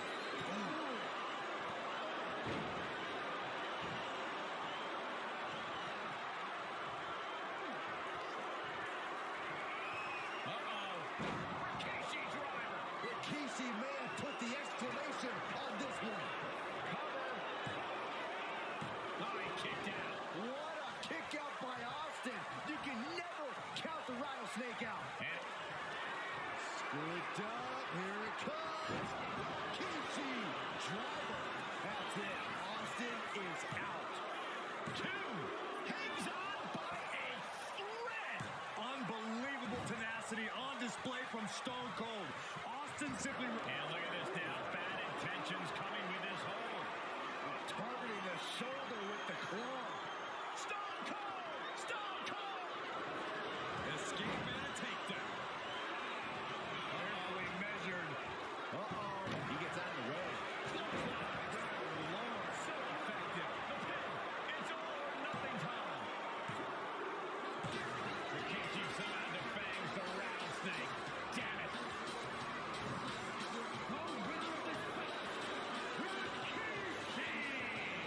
This is not what many of us expected to see. We wanted to see retribution, but Rikishi was too much of a monster for Stone Cold tonight. The vitriol that consumed Rikishi powered him to finish the job and leave a battered Austin in his rear-view mirror.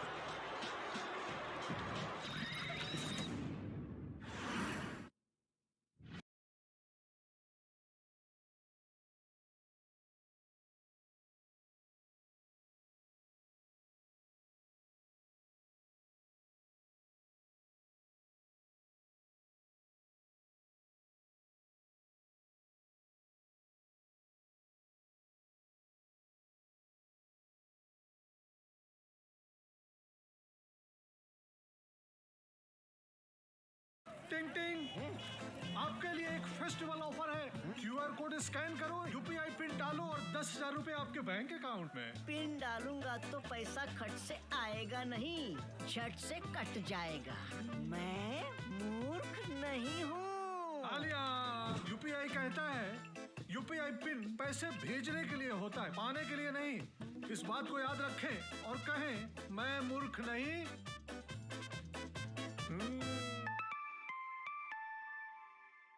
जाइए, आप भी किसी का test लीजिए।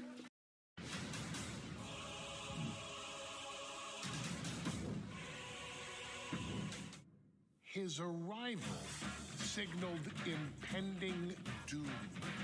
His very presence was enough to intimidate even the bravest WWE competitor.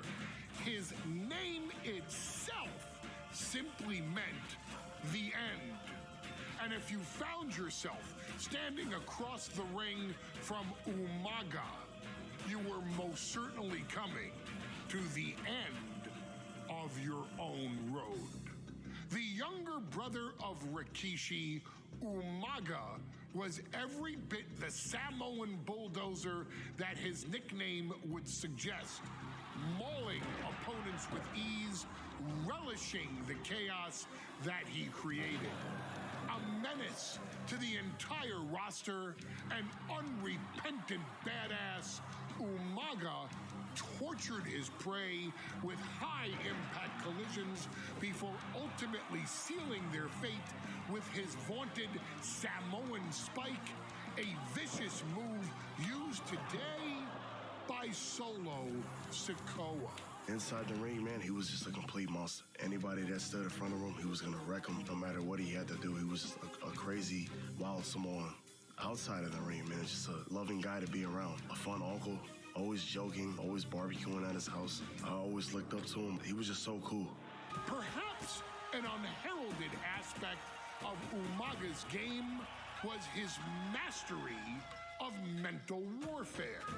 Umaga loved to present a wild, out-of-control savage, one who needed manager Armando Alejandro Estrada to handle all the details while he destroyed opponents. Umaga was the perfect definition of the word aura. A two-time intercontinental heavyweight champion, Umaga established himself as one of the purest forms of dominance to ever set foot in a WWE ring. His intense clashes with Batista, the Heartbreak Kid Shawn Michaels, and Triple H, along with WWE Championship battles against John Cena, still live on in the memories of those who were fortunate enough to watch Umaga perform. And Umaga will live in immortality through every member of this family, whether it's with a huge Samoan drop, a running bulldozer into the corner, a Samoan spike, or even a war cry in the middle of battle. Umaga is forever. I wish he was here. I know he's watching from above. So you, our beloved Us in training, are asked one simple thing here in the WWE 2K25 showcase: to defeat John Cena. You've done that in this mode before, right? Simple. It was at New Year's Revolution in 2007 that Umaga and John Cena first collided for the WWE title. Umaga appeared to be too much for Cena in the minds of many pundits. Undefeated in WWE some 9 months after his debut, and things were going very well for Umaga. Until they weren't. Umaga would see his undefeated streak end by... जब हर सुबह आप लेते हैं एक smart choice with harvest gold 100% आटा bread, तब लोग तो तारीफ करेंगे ही, क्योंकि इसके 4 स्लाइसेस दे 30% डेली फाइबर। हार्वेस्ट गोल्ड 100% आटा ब्रेड, आपके ब्रेकफास्ट की smart choice. Of all things roll-up after rushing directly into the outstretched shoes of John Cena. 1 second of luck allowed John Cena to escape the inevitable, and now it's on you to fix it. Head into that ring. Showcase Umaga's cruel brutality and get Umaga the WWE Heavyweight Championship victory that he should have gotten in the first place. I assure you, my dear friend, Armando Alejandro Estrada will make sure nothing else goes wrong if you take care of business inside the ring.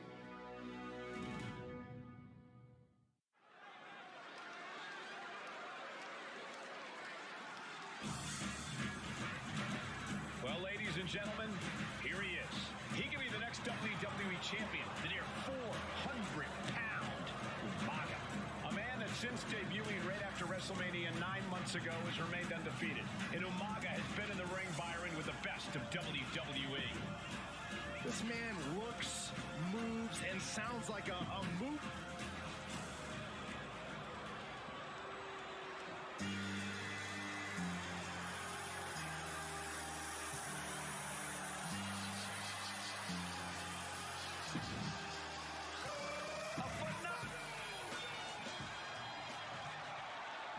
The following contest is scheduled for one fall, and it is for the WWE Championship. Introducing first, the challenger from the Isle of Samoa, weighing in at 353 pounds, Umaga.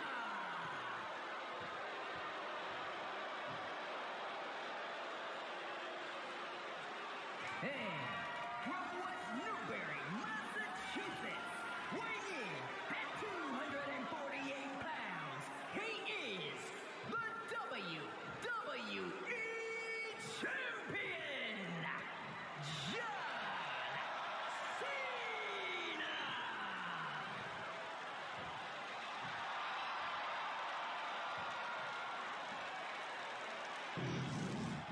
The challenger not taking their eyes off the championship. And the champ is staring daggers right back at the opposition.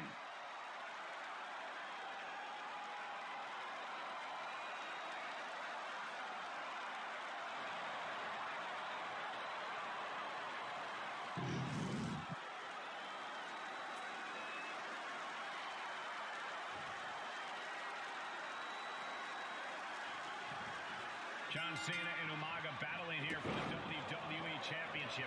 Will John Cena halt the Samoan Bulldozer's path to destruction? Cena's going to have to go all out to accomplish that.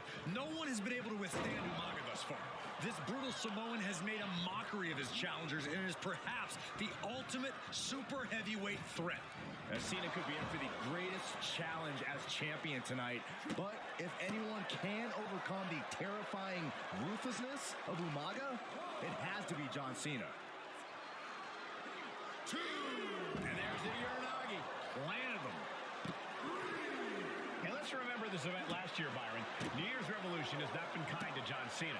He lost his championship a year ago at the same event.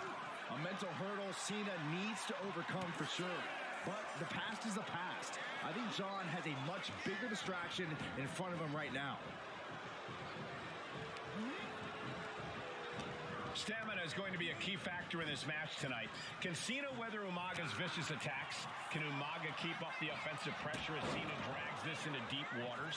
I think you're right, Cole. This might just come down to who has more gas in the tank. Boom! And Umaga will look to continue to use his 100-pound weight advantage in an effort to become the WWE Champion. And you just see Cena's legs bend awkwardly off the steel steps. Umaga really pinpointed a target with that attack. I don't know if it was strategic on the part of Umaga or just a result of his rampage, but either way, taking out Cena's foundation is going to sway the power advantage into Umaga's favor now. Umaga is truly a specimen to marvel at, Corey, and his handler Armando Alejandro Estrada knows he has a thoroughbred on his hands. There's a difference between thoroughbreds and Umaga, though, Cole. Thoroughbreds can be tamed. Umaga cannot. Estrada can only serve as a mouthpiece for Umaga. He can only help direct Umaga's blind brutality. I think even Estrada knows no one can control the Samoan bulldozer. A completely relentless attack from Umaga. Cena has no response for Umaga's savage and brutal offense. Whip back into the ring.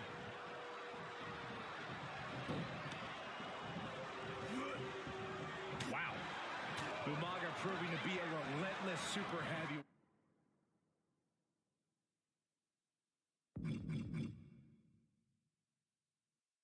Wait, determined on becoming the WWE champion tonight. Cena tonight attempting to do something no one else has been able to do. Be it HBK, Triple H, Kane, the list goes on and on. No one has been able to beat Umaga. Since debuting in last year's WrestleMania, he's never been pinned, never been submitted. Umaga is a man who's decimated every single thing in his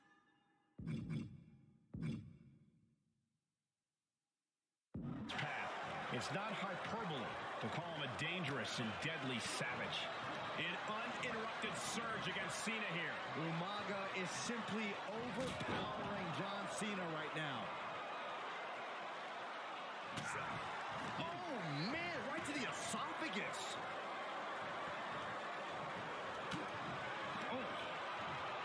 A rare position for Cena in this fight. We can't often say that John's overpowered in a matchup, but this 360-plus pound Samoan bulldozer is more than a formidable opponent. Listen, sometimes when there's a fight, you're not... Nice takedown. Stack them up. Title in the balance with the pin. I guess he doesn't think he's done enough damage to put this one away yet. Bam! And Umaga is in control. Cena has to find a way to reassert himself, and his head has taken even more damage. Oh, he flips that around. And Cena puts a quick stop to the momentum that was mounting against him. This is quickly turning into a slugfest. Ooh! Slugging away with everything they've got. Looks like a hockey fight's just broken out. Oh! Giving up now is not an option. They have to finish this. The fight is on, and it's furious. Big boot! Incredible. Oh, God!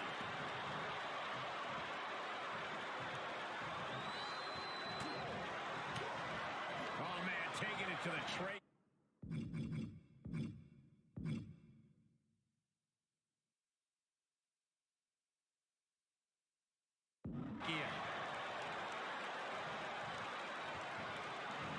Reversal.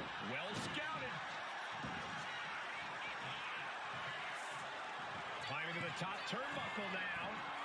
Cena, look out below! I can't believe what we just saw. I can't believe that didn't miss.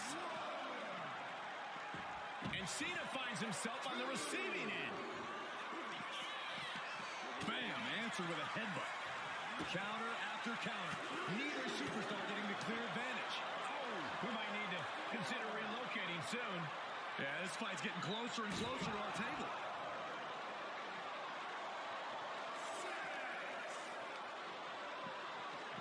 Oh, whipped right into the post. Referee continues the count. Not much time left here. He'll make his way to the ring.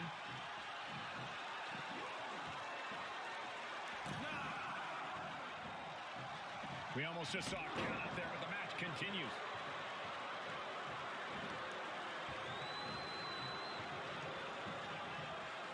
Clothesline.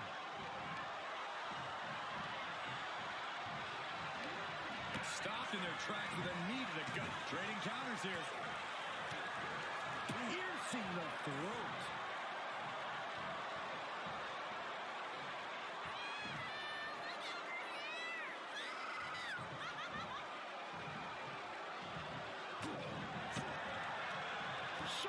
Clothesline. Cena now taking the brunt of the attack. Full focus from Umaga.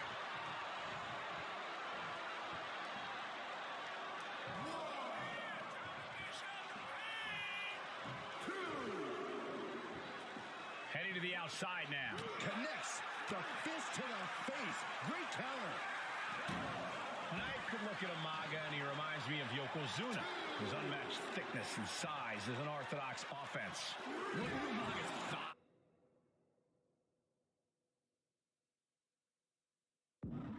His calves, they give him a great power and a great base. It makes him almost impossible to knock off his feet. He's thick, he's strong, he's nasty, and he won't be slowed down. Umaga with a retaliation. Tossed back into the ring. He's really pushing the limit here, getting close to a count out. Oh my gosh! Oh my Lord!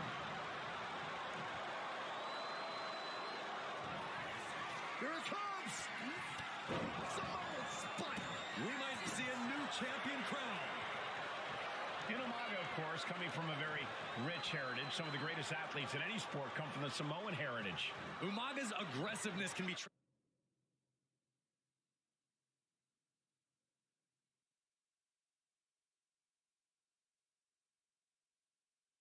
traced back to his bloodline. When you're fighting a Samoan, you are battling a tough, scary human being. Rapid fire Samoan drop. Sent right into the corner. He counters with a great reversal. And Cena flattened in the corner. Umaga's just overpowering him. Look at the strength. Into the corner, just setting Cena up. You have to start to ask yourself, is the end of John Cena near? I think so. Look out! A headbutt. No one has been able to stop Umaga. No one. You are seeing why Umaga is undefeated. Why no one has been able to stop the Samoan bulldozer. Here comes Umaga, and Cena catches him with a boot. John Cena from behind, rolls him up, shoulders down, and a kick out by Umaga. And Cena immediately back into the clutches of Umaga. I'm not sure what else Cena can do here. I'm not sure John Cena knows how to stop Umaga. And Corey, you know there's no force equal to being on the receiving end of a headbutt from Umaga. It's in Umaga's DNA. Generations have perfected the art of using their own skull as a weapon that could stop an elephant. 2, 3. Clothesline! Sometimes I look at Umaga and it just scares me. I think he forgets that he's even in a championship match. Estrada is very aware of it, but Umaga sometimes looks oblivious to what's going on, other than the fact that he knows he's supposed to hurt his opponent. Having no conscience is what has set Umaga apart. If he gets confused and the bloodthirst takes over, that's where Estrada becomes useful by directing Umaga back to the ultimate goal. I think Umaga just doesn't know when to stop attacking. He has no... Here it comes! Samoan spike! Could that be enough to gain the title? And the cover. Kicks out, just kicked out. This is complete insanity. Still holding on to the title. Uh-oh. It knew what was coming there. Cena doing what he can to alter the beat. Pin, title on the line. Champ's in trouble. New champion, an undefeated champion. Here is your winner, and the new WWE Champion, Umaga!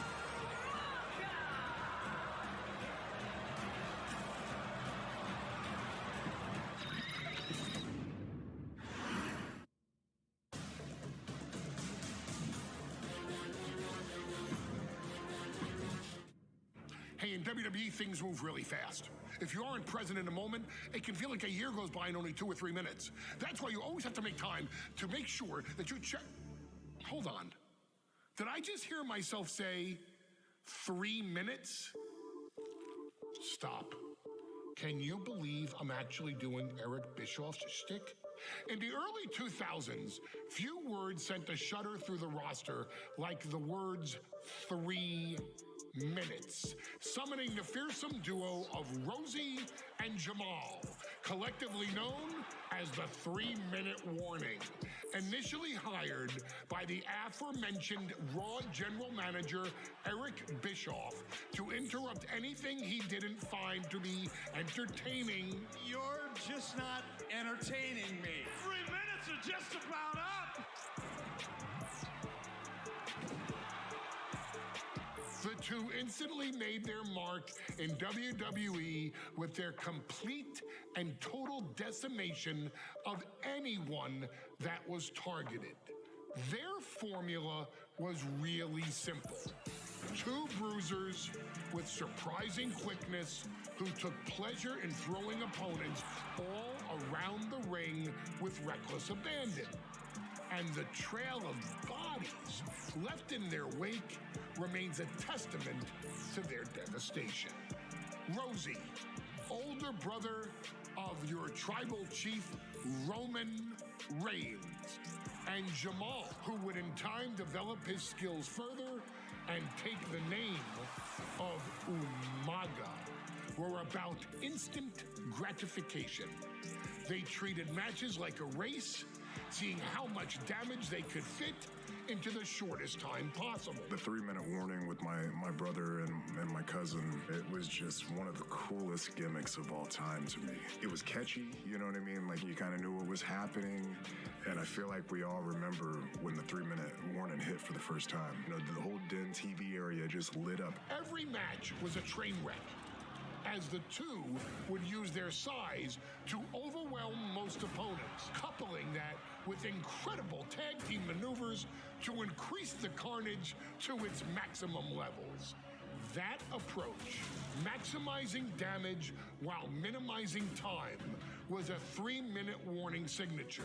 The team itself saw its run in WWE last for a little over a year, but in that time managed to make such an impression with the WWE Universe that it still resonates today. They are proof of the impact anyone can make if they capitalize on their opportunities, as 3-minute warning did every single time. It was a short-lived gimmick, but it was a really cool gimmick, and I just think it shows the versatility of, hey, if you need us to go out there and tell you a Broadway story, I'll cover 2 hours if you like. But if you need us to come out in 3 minutes to make an impact, we can do that too. But you gotta be really good to be thrown in there with the very, very best in the industry. I'm getting all pumped and proud, for my brother and my cousin right now, just thinking about it. Here in the WWE 2K25 showcase, we have selected another team that embodies the same mindset in Akam and Razor, the AOP. Similar to Jamal and Rosie, these two look to inflict the most pain in the most efficient manner. Like 3-minute warning, AOP happily dispatches when summoned. Like 3-minute warning, AOP features two Goliaths who will hurl your body from pillar to post before finally bringing it all to a most painful conclusion. It's up to you in this Extreme Rules contest to beat the AOP to the punch and showcase the Wrecking Crew approach that made 3-minute warning the premier bruiser squad in all of WWE. And don't worry, we will give you more than 3 minutes to make that fact perfectly clear. As a matter of fact, take your time and enjoy dishing out the punishment.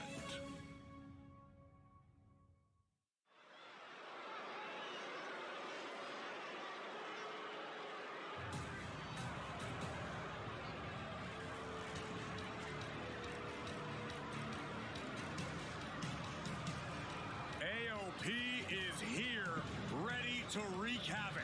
And they want to prove 3-minute warning has nothing on it.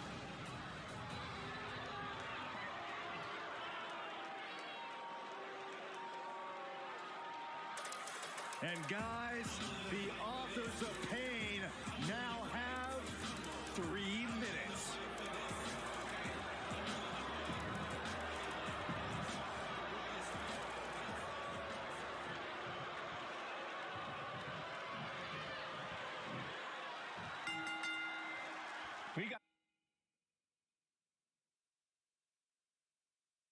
3-minute warning and the offers of pay clashing tonight in what should be a harrowing Extreme Rules match. Considering the teams involved here, it comes as no surprise that we have medical teams standing by backstage. Yeah, these are two of the most merciless and physical teams I've ever seen. Lasting bodily harm isn't just highly probable in this match, it's essentially guaranteed. I, for one, can't wait to see what these teams do with the rules thrown out the window. They're free to be as creative as they want in their pursuit of absolutely annihilating one another. Watch for the hardcore style of 3-minute warning. Both of these men are from the hood, so to speak. Grew up in the streets, brought up to be tough. Rosie and Jamal have a rough tenacity. A duo that couldn't care less about headlocks. They're just all about beating the hell out of you. 3-minute warnings and thug-like tactics need to be respected. Rosie and Jamal only care about one thing, and that's the winner's purse. Many would call the AOP and 3-minute warning equally brutal. How can one of these teams get the edge in this head-to-head contest? It's true, and right into the pin. Just using the adrenaline to stay in the match. We're no closer to the winner just yet. Take 'em! Big splash! Rosie and Jamal tell their victims that they will feel the 3-minute warning. What does that mean, Corey? Well, it means a lot of superstars will get run over by the pain train, and it's only going to feel like the longest 3 minutes of their lives. When you're as big and strong as Rosie and Jamal, that's how quickly it can be over. Oh, what a splash. That was one big behemoth. Uh-oh, this is not going to look pretty. Submission being applied. This fight seems to be heading in our direction. Be ready to evacuate, gentlemen. Scoop slam. Oh, my. Set flying. Just a perfect mix of pure power and bad intentions. He has to be nearly at his breaking point now. Yeah, he's absolutely in danger of losing it all here. Just look at the size of all these superstars. The ring had to be reinforced before this match. Over 1,300 combined pairs colliding. These men are so big and so thick, it's a challenge to wrap your arms around them. It's really just best to find weapons and whack away. Yeah, and there's plenty of weapons to choose from tonight.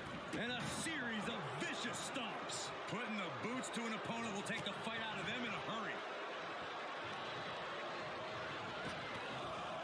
Oh, they're just punishing their opponent now. He is getting rid of the turnbuckle pad. Don't say that too loud, Sax. He might get caught. He gets back into the ring. I think we need to find something else to put our trash in. Pump handle locked in. Death Valley driver. AOP might have just passed their opponent's estimate. There's two. What in the world? Wait, are we sure that was not a 3 count? You can't count that high, Saxton, but that was one of the closest near falls you'll ever see. And it may just take going to the well one more time with that maneuver to gain the pinfall. Man, Rosie and Jamal, Akam and Rezar representing the biggest, most imposing teams WWE has ever seen. Both teams don't care what the motive is, don't care who the target is. Their goal always... Up high. Diving shoulder tackle. And enters back in. Oh, the table's being set on fire. Oh, I can't watch this. I can't watch this at all. What clothesline. Oh, what a splash. Going takedown. Just stacked it up here. Look at pin. Kick out just before 2. He's still got more left in the tank. Body on body with force. I can't imagine the pain being felt right now. These are the moments professionals train for. When you are at your breaking point. Into the table. There's got to be something wrong with you. Putting your opponent through a flaming table like that? I still can't believe what we...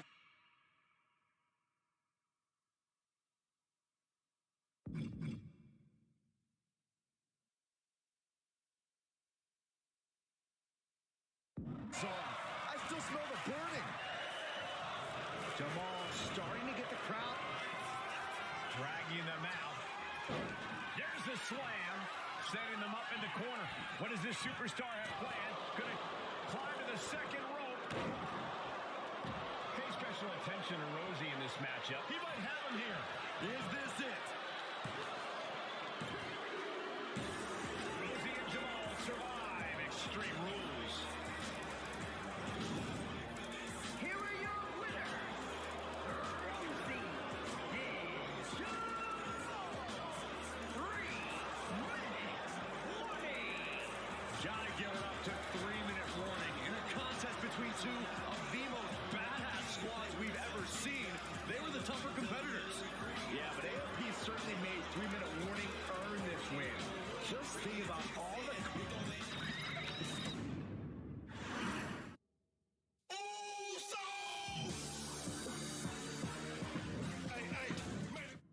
We've come to the part of the showcase where we get to talk about Tamina.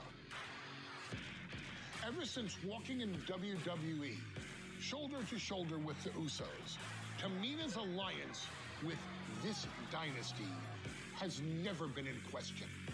I remember watching Monday Night Raw and I seen Tamina debut with my brothers. It was a pretty cool, dynamic, right? Two of my brothers and Tamina.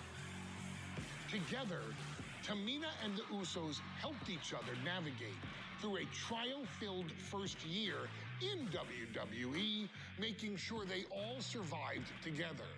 In later years, Tamina has formed alliances with both Naomi and Nia Jax, honoring this family's connection.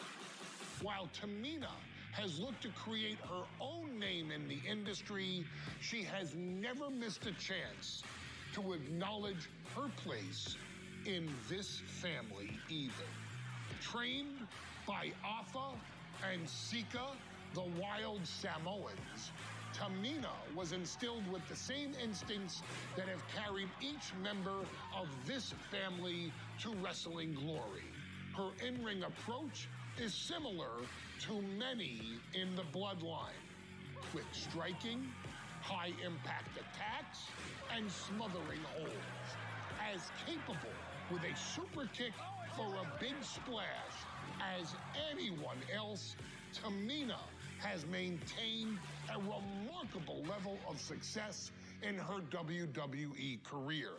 A constant contender, Tamina has competed for the Women's Championship on many occasions. She's also held the Women's Tag Team Championships along with 9 separate reigns as the 24/7 champion. Tamina has proven capable in any environment against any opponent. Tamina is always the perfect test for a rising contender.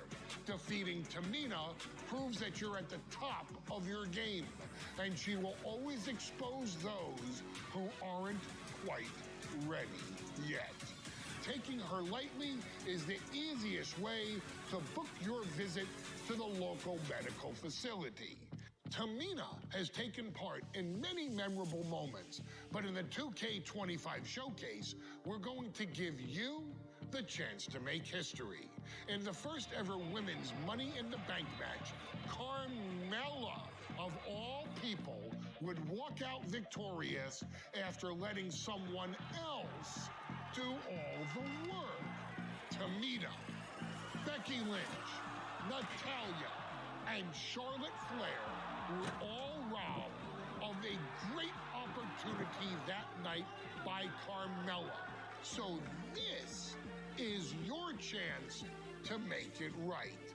Showcase Tamina's grit and take out the other 4 ladies in this ladder match to become the first ever winner of the Women's Money in the Bank. Carmella might still sneak out with the win, but if she does, she's doing it on her own because we're not allowing anyone else at ringside for this match in our showcase.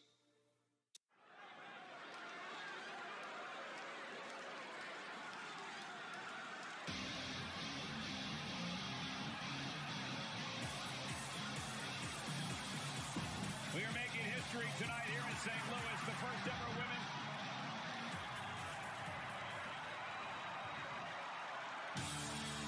And Byron, Becky Lynch with a very astute point. I rip off arms. You can't exactly climb a ladder with no arms.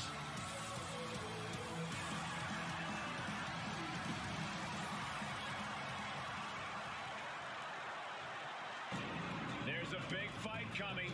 Tamina, perhaps the most dominant superstar in this match. And I guarantee she is not fazed by taking on 4 different opponents in a ladder match.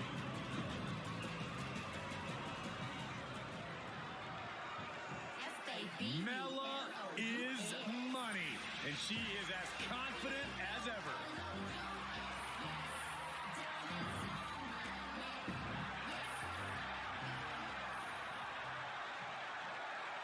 Natalya, another superstar who walks into this match thinking she has legacy on her side tonight.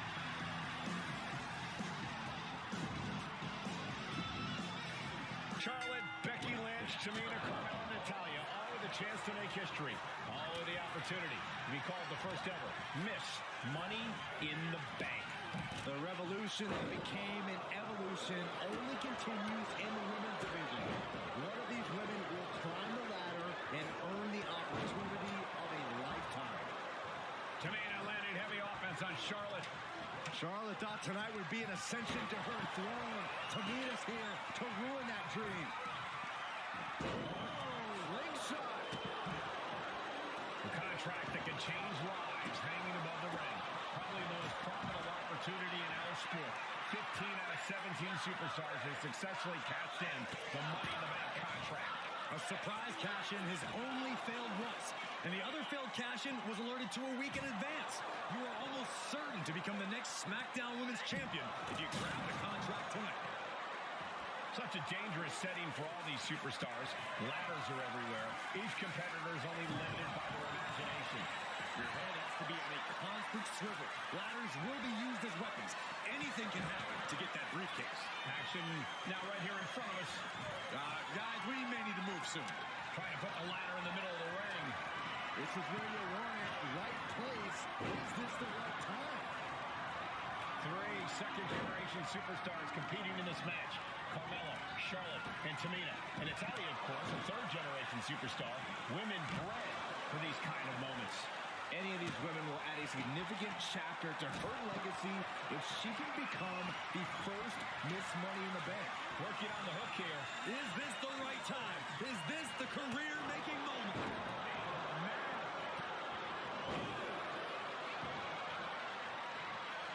Climbing up, but is there enough time to go for the win?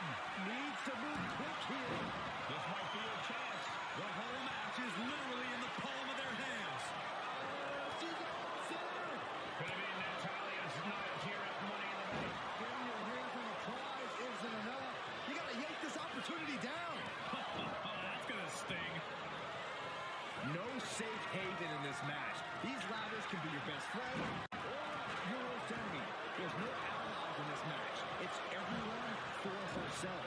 There is no room for friends when history's being made. Not when you can go down in the record books as the first Miss Money in the Bank. All eyes are glued high above the ring. Tamina not caring that Becky's a fan favorite. The crowd's adulation is meaningless. All that matters is the contract suspended above the ring. Tamina's been showing so much dominance in this match. Ooh, and all of the impact brought to the knee. The tried and true method to taking anyone down. Being carried around now. Jarring impact.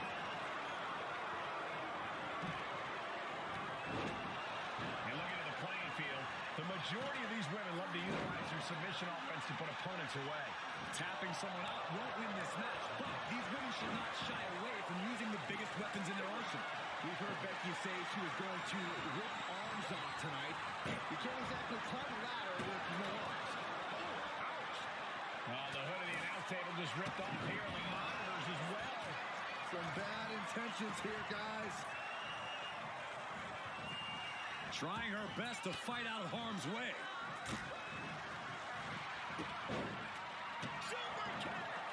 And she's positioning the ladder perfectly in the center of the ring there. Ladder set right in the middle of the ring. Starts to climb, but needs to move quickly. Victory is within reach now. Time at your enemy here. I just don't know if there's enough of it to get it down. Lynch has a hold of the briefcase. Might be Becky's best chance right here. This has got to be it. Victory is inevitable. Oh, man.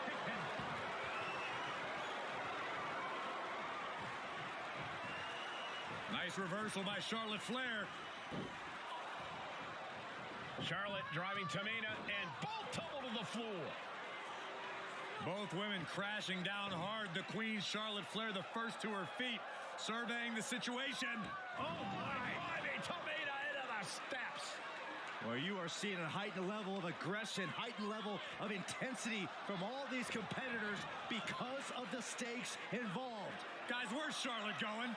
And Flair looking to up the ante now from the top. Oh, my goodness, taking out everybody.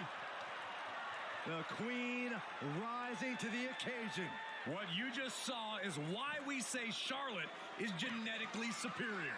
Yeah, undeniable athleticism from the Queen. Can it pave her way to the top of the ladder?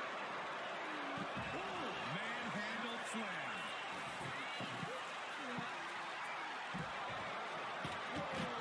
Just tossing that table around like it was nothing.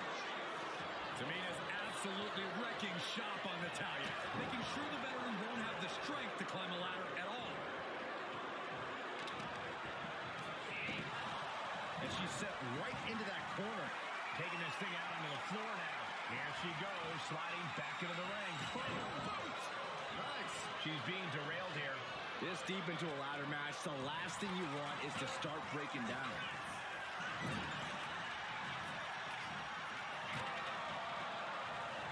Just like that, sent out of the ring.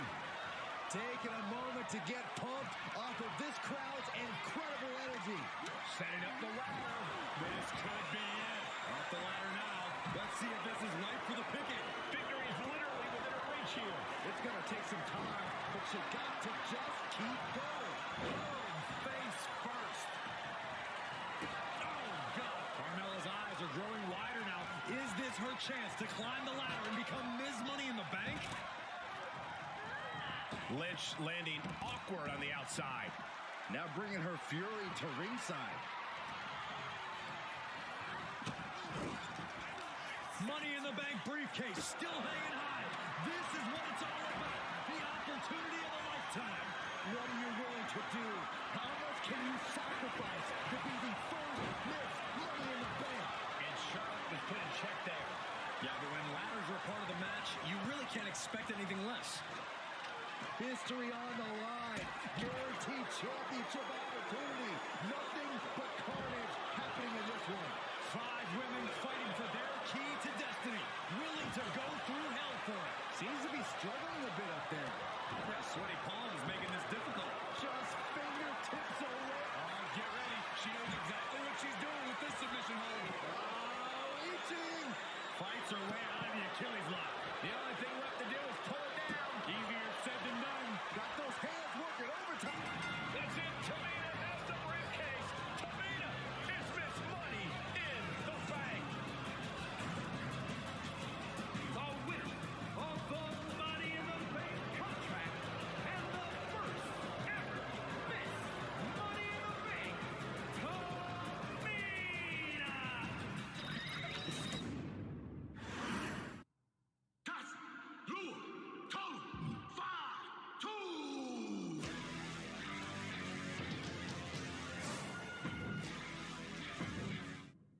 Any member of this family that enters the professional wrestling business knows about the expectations that are going to be on their back.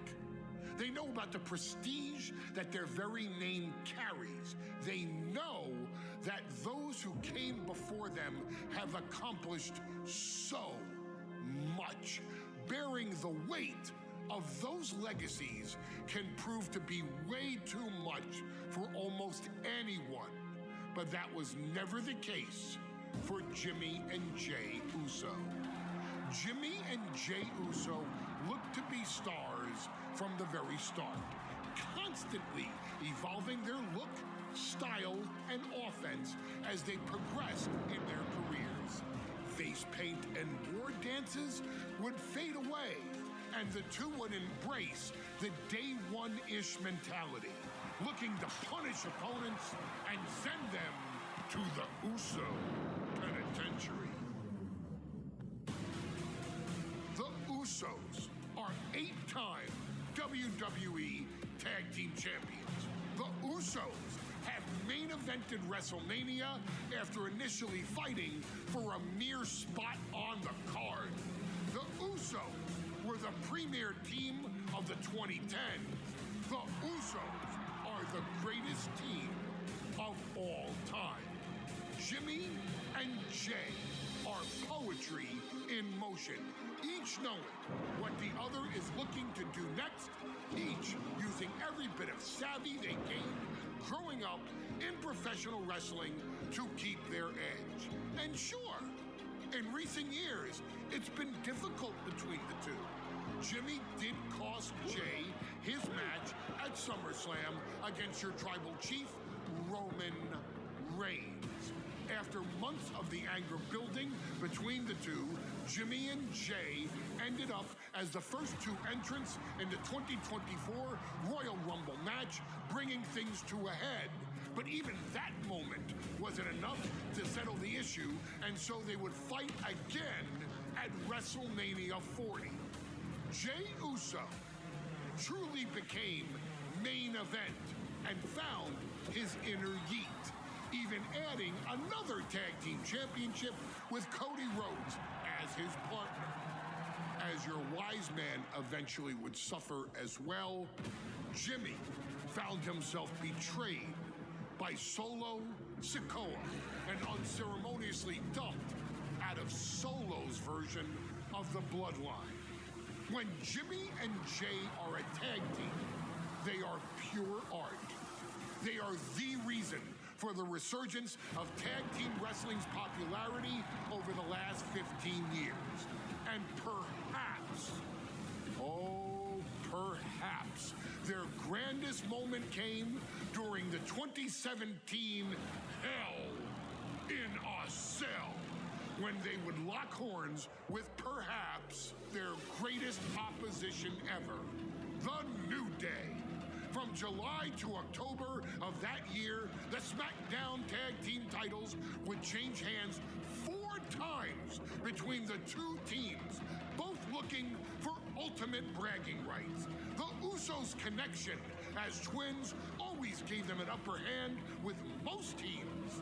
But the New Day had their own trick, utilizing the Freebird rule to allow any two of the 3 members to compete in any match. Jimmy and Jay could never know for sure who the opponents would be, with a different game plan needed for each iteration. With nothing clearly settled after 4 months, the New Day would offer to defend inside Hell in a Cell, and the Usos gladly accepted. We've seen the Usos showcase tag team wrestling at its most beautiful. Now we want you to showcase the brutality that exists within Hell in a Cell. Big E and Xavier Woods are going to use everything at their disposal to take you down. But you've been down since day 1. Now it's time to force the New Day to realize there's nothing wrong with them being in second place, and there's nothing that's stopping you inside Hell in a Cell.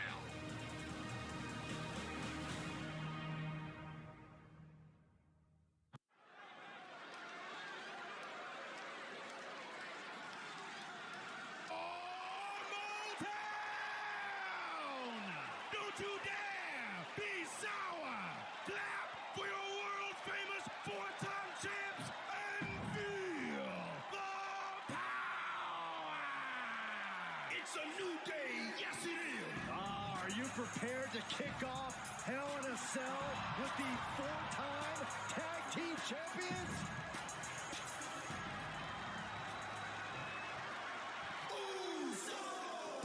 This is the first time that tag titles will ever be defended inside Hell in a Cell. And at a combined weight of 400.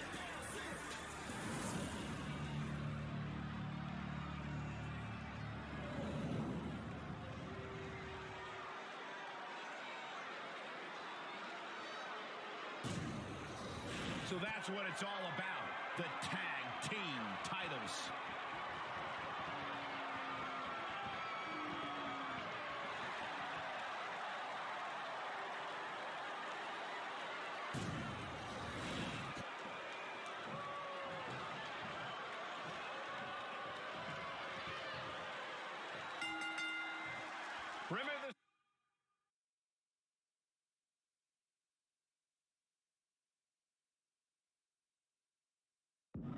is under Tornado Tag Team rules. The 2-on-2 match with the pinfall and submission has to happen inside the ring.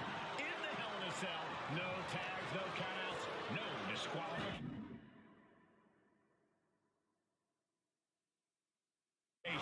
The Usos and the New Day came into this match expecting and prepared to raise the bar, raise the level of competition, and make history. This is going to be unforgettable. Oh, no, right to the arm. Hyperextend your elbow. The Usos following the footsteps of many great family tag teams, the Steiner brothers, the Head Shrinkers, who, of course, Jay and Jimmy's own father was a member of.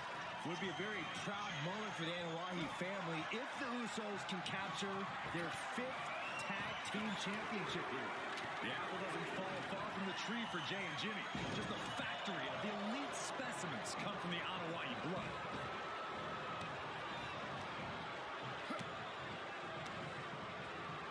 Heading back into the ring now.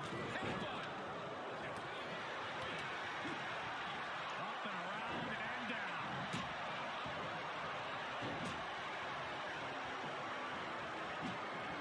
And avoids taking any damage. The Usos and the New Day have had such a back-and-forth competition within the tag team division. You can just look at these teams' title reigns, their dominance. It tells you these are the two best teams that WWE has had in a long time. And while I do believe there's an underlying mutual respect, we won't be seeing it tonight because these are two very proud teams who feel incomplete without the championships around their waist. This cell is meant to contain all these superstars, but that's not to say this cell can't inflict unimaginable damage on those who step inside. We're going to see these teams tap into their barbaric nature. 20 years of Hell in a Cell, and this structure still surprises me with the ways it can torture every part of your anatomy. Corey, a few weeks ago, we saw the New Day walk out of SmackDown as champs in a street fight. A match the Usos handpicked, but this environment is totally different. There's nowhere to run, nowhere to hide. I think the New Day played right into the Usos' hand when they selected this match. Jimmy and Jay have a street mentality. They're perfectly equipped to turn Hell in a Cell into the Uso penitentiary.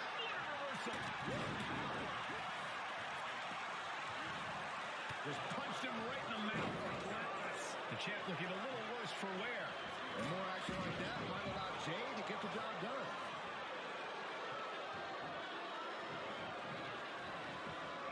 Oh, my God.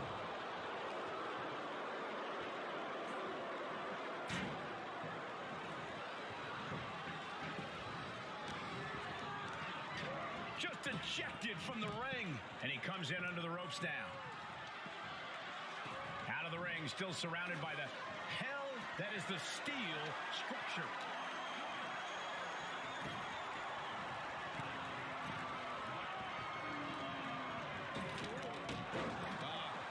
Off the rope. Usos and New Day going at it inside Hell in a Cell. And Jey Uso sent outside the ring, and now the New Day on the attack. Big E, as aggressive as I've ever seen him here tonight. And Xavier Woods now with toys, kendo sticks in hand. And it's about to get more aggressive, more vicious, more barbaric.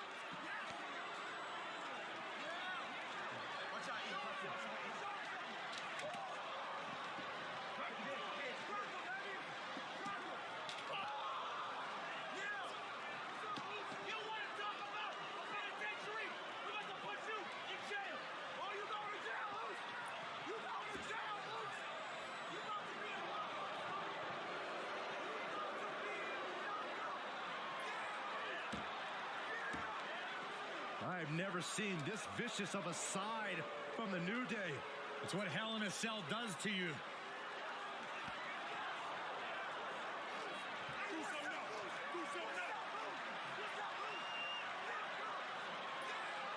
Oh, now with the kendo sticks, Xavier Woods unloading.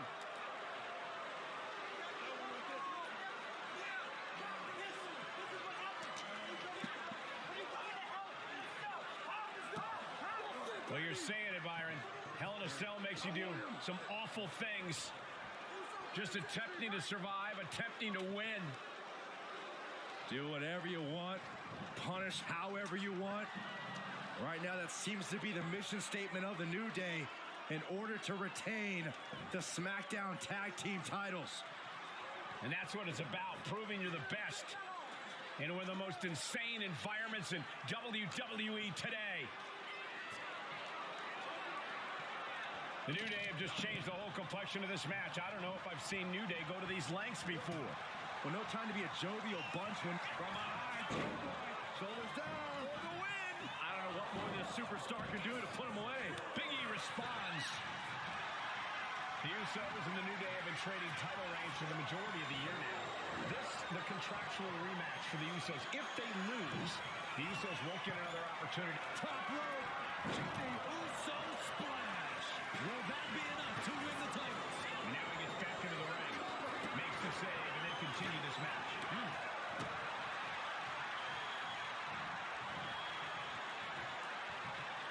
Face first with a waistlock takedown. Ooh, direct headshot. Just sickening. Shot to the chest. Oh, man. To be crowned champion. And he stops the count. Boom! Might not know where exactly he is right now. It's about to get worse. And these attacks are spelling nothing but trouble. Talking to Xavier, he told me the one thing the Usos have taught us is that we have to embrace a more lawless culture here in WWE. A more lawless culture in this rivalry. And that could be the reason the New Day chose to have this match in the Hell in a Cell. It's been such a chaotic rivalry. Therefore, only this kind of lawless match could finally put an end to it for good.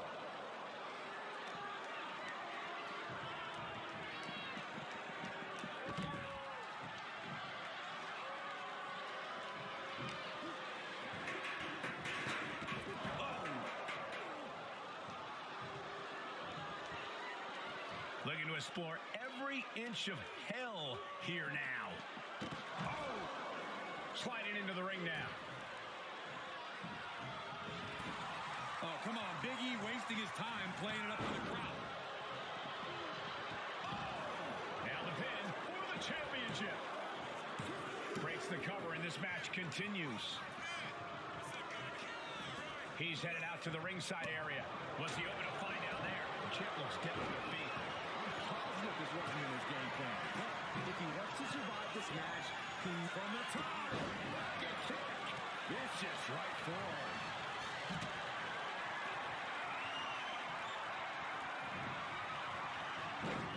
Oh, look at this.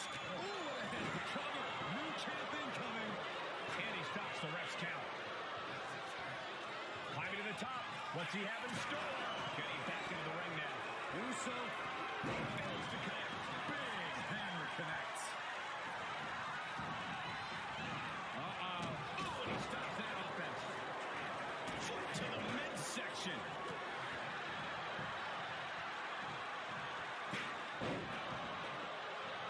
Ooh, stop to the tummy. Tommy. Super kick. Good night. Put into the corner. What could be next? Right in the jaw. Oh, what a shot. And an uppercut. Oh, my God. Cover for the championship.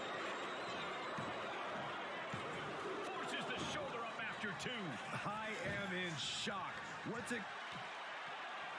And Jimmy and Big E slugging it out middle of the ring. This has been a vicious, brutal match between two of the great tag teams today. Here comes Jey Uso into the fray alongside of his brother. Bang! Double super kick. And the Usos now looking for that patented Uso splash from the top rope. Uso splash.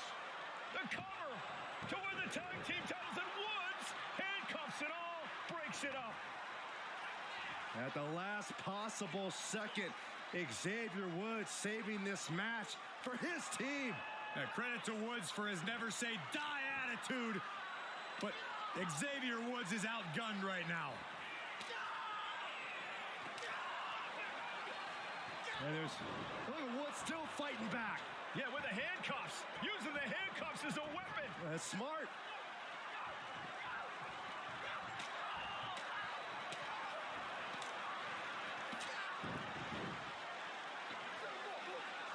And Woods now down. And trying to still fight back.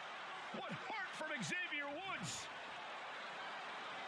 That Hart may not have much more fight left. Jimmy and Jay back up to the top one more time. Uso splash in stereo. The cover. The Usos win the tag team titles. Here are your winners and the new SmackDown Tag Team Champions, the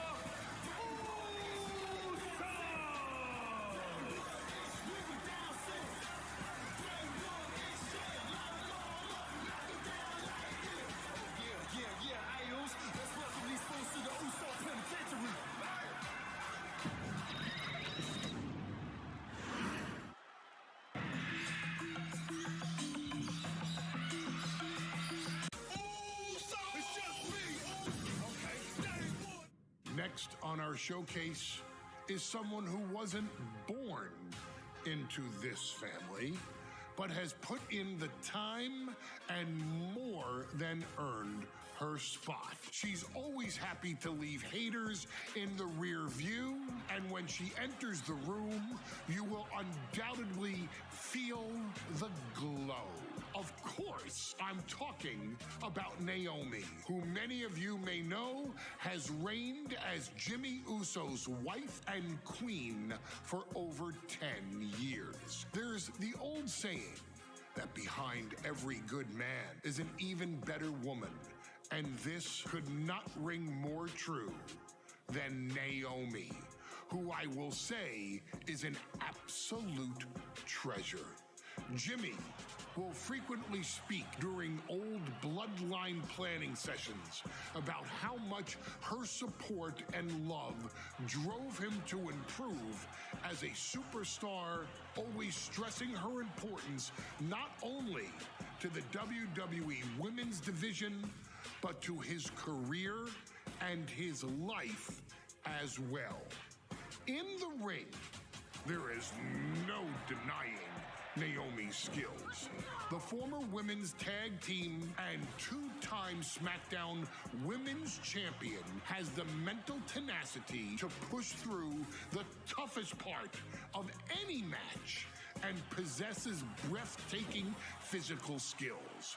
Naomi uses her dancing background to constantly innovate with her offense, resulting in some of the most beautiful moves you will ever see, unless you're on the receiving end of them.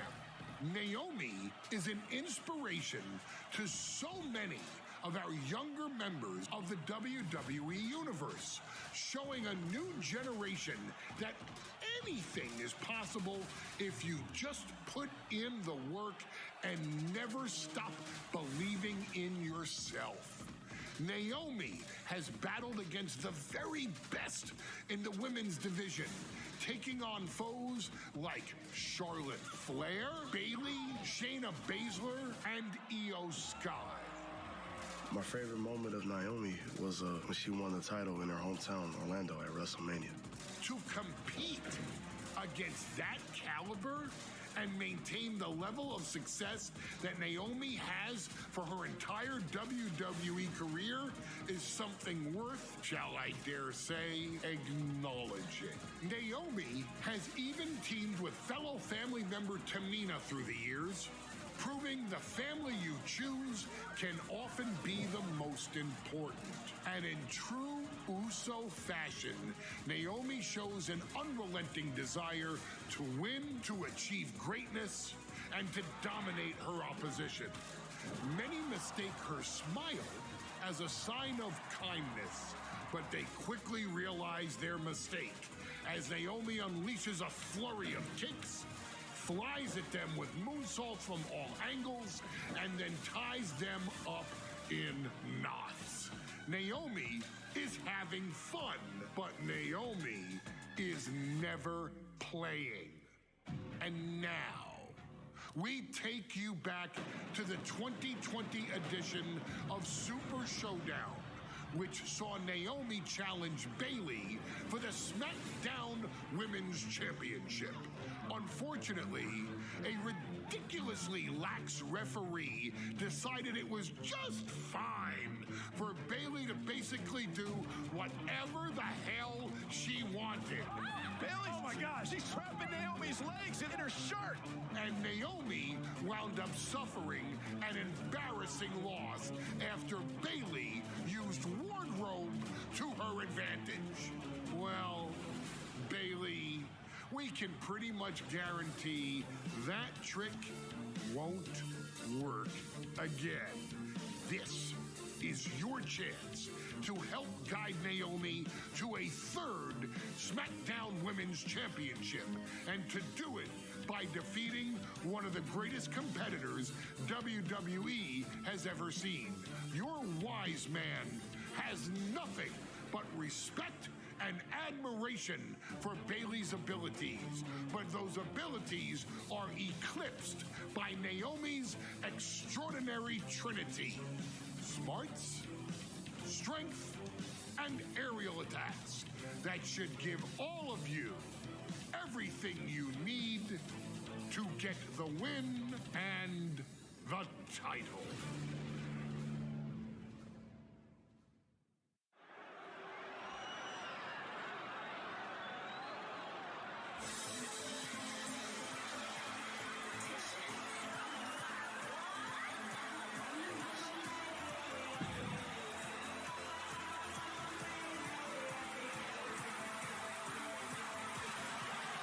Gentlemen, it's glow time! I got an idea, Saxton. Why don't you glow home? No, I can't.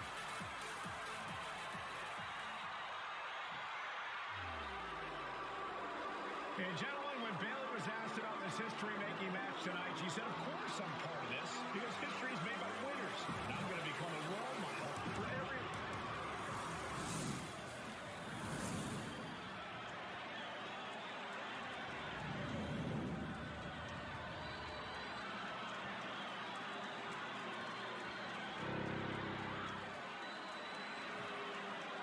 The following contest, scheduled for one fall, is for the SmackDown Women's Championship.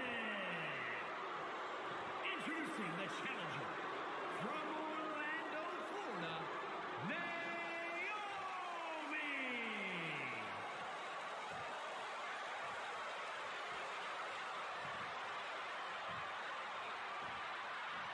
And her opponent, from San Jose, California, she is the SmackDown Women's Champion, Bayley.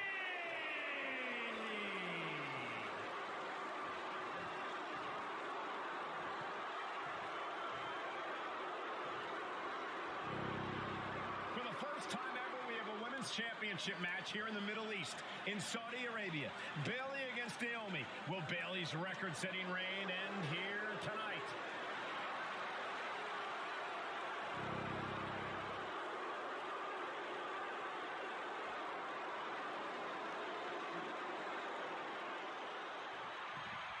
Bayley versus Naomi, SmackDown Women's Championship on the line. So much of Naomi's career has been predicated on making history, and tonight she has the opportunity to make even more history. And Naomi's got plenty of momentum coming into this match and is feeling mighty confident herself. Bayley having every reason to be confident heading into this matchup. But 279 days as champion, Corey, can take a toll on you. Bayley has been carrying an exhausting weight on her shoulder for a long time. I don't think it's anything Bayley can't handle, Cole. Once you reach the mountaintop, you plant your feet and you hold your ground, no matter how heavy the burden may get.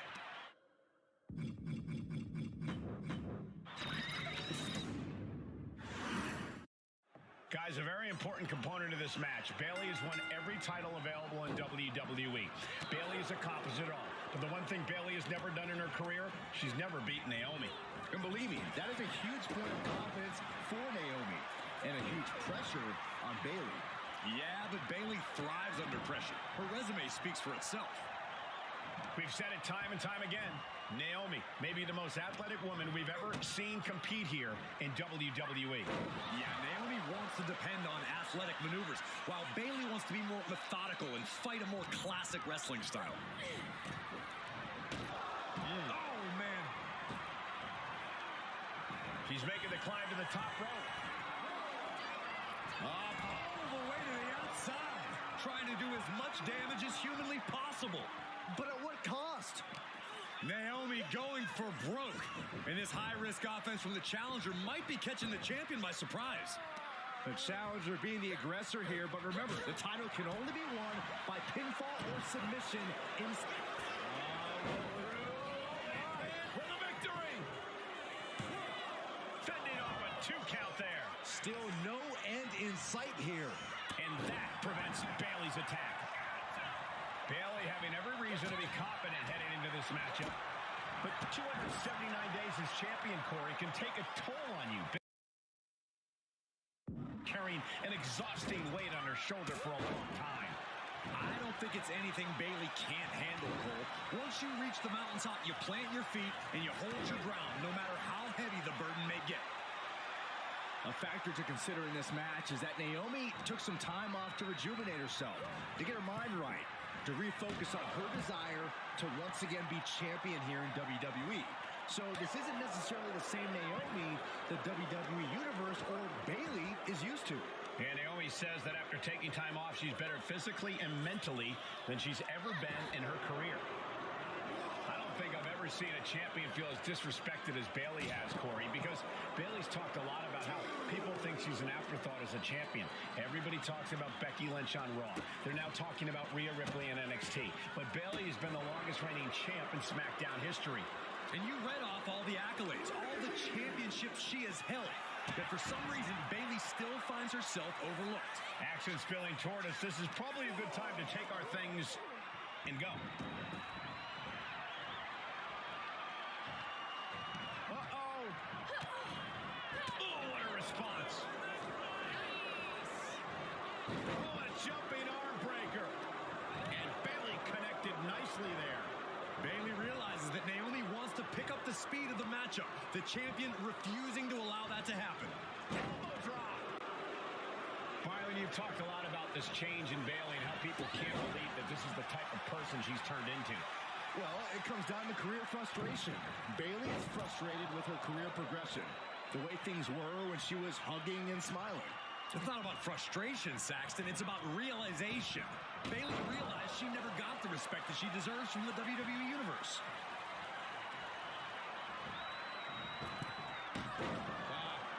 Off the rope. Leg drop.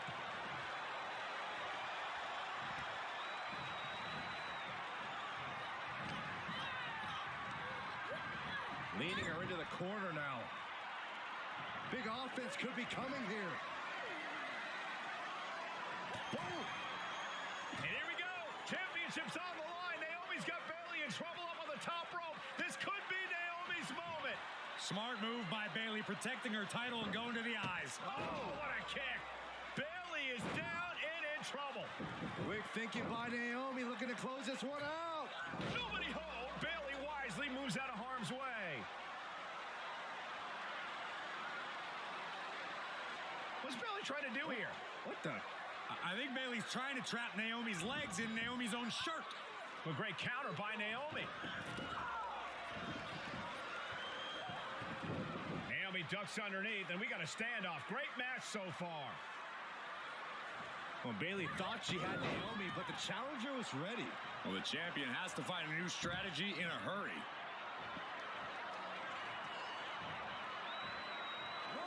She leaves the ring, but she can be counted out here. Run out of ringside and back to the mat.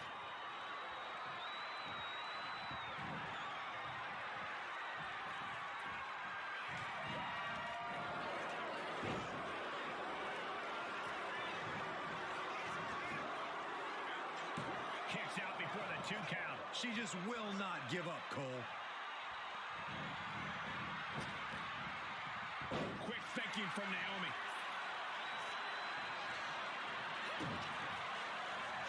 Naomi, feel the glow. Let's go over a submission hold. Not sure what she's got planned here. Drop kick on target. Bayley showing no answer for the attack. And Naomi continues to spear. Naomi already headed toward the title change. Makes a cover. Shoulders up. Shoulders up. Guys, I thought we were getting a new champion there. Well, we might see a new champ here tonight. Don't put the cart before the horse. The champ kicked out and has no intentions on losing that title anytime soon. Naomi thought she had her beat there, but this one will continue. That can make an opening for her. Rose plant. And there it is. The title's not going anywhere tonight. Oh, my God. How the hell do you kick out of that? I have no words. Not even a 2 count? And now there must be a level of annoyance in Bayley.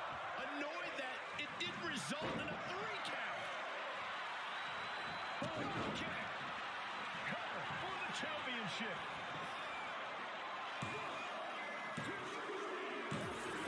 Now we did it. We have a new champion. Here is your winner and the new SmackDown Women's Champion, Naomi. Bayley's stranglehold on the SmackDown Women's Championship has ended. The Glow era has begun. Bayley was as aggressive in this match as she's ever been, but Naomi's confidence and athleticism were just too much for Bayley to contend with.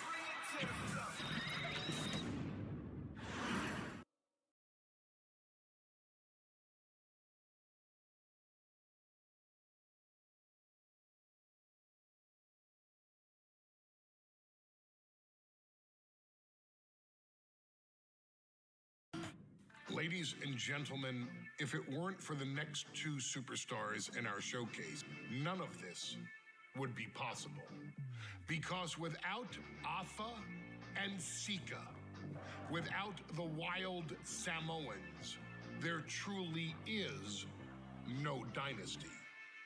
While it was their father who made the blood oath with High Chief Peter Maivia, it was Afa and Sika who built the family up, training generations of relatives, all with the single goal of becoming the best professional wrestler on the face of the planet. And while the two would together be WWE Hall of Famers, based solely on their work as trainers and cultivators of the next generation, their in-ring successes only add to their immortality. Afa and Sika formed WWE's most dominant tag team of the early 1980s, fighting their way to the WWE Tag Team Championship on 3 separate occasions. Opponents were often defeated before the bell even rang to start the match, falling victim to the aura and the intimidation factor of having to step into the ring with the Wild Samoans, accompanied by Captain Lou Albano. The trio formed a masterful group that was able to take all opponents off their game, be it through Albano's devious schemes or the overpowering nature of the Wild Samoans. WWE had never dealt with a team so primal, turning each match into a battle of survival. Most feared, the deadly Samoan drop, a move that has been imitated by many, but duplicated only by a chosen few.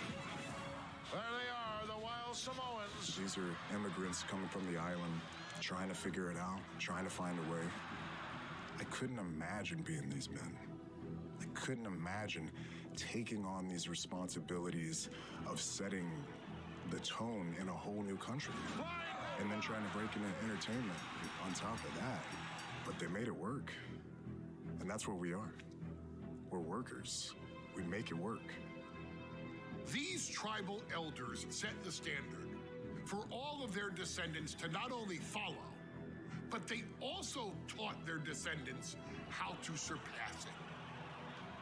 So beloved were the two that perhaps no moment holds more significance to your tribal chief, Roman Reigns, than when he was presented the Ula Fala by his father Sika and Uncle Afa after the 2020 Hell in a Cell event. You see, it was their acknowledgement that gave Roman Reigns the unshakable confidence to continue his journey to becoming the greatest of all time. The utmost respect, love, and gratitude for those men. Because if my father and uncle don't do what they do, we're not here. We now humbly present to you the honor of walking in the famed footsteps of the Wild Samoans, finding a tag team in WWE's long and storied history that we felt would test the Wild Samoans was not an easy task. But then a thought came to your wise man. Why not give the audience exactly what they want? Why not put the Wild Samoans against one of the greatest tag teams of all time? Why not present Afa, Sika, the Wild Samoans versus Bubba Ray and Devon, the Dudley Boys? And if we're going to go that far, let's do it in a tables match. Showcase that savage brutality that made both teams the eternal legends we know them to be. No pinfalls, no submissions, no rules. Just be the team that avoids being put through the table, and you will emerge victorious. And with these four men, you better believe that things are going to get extreme.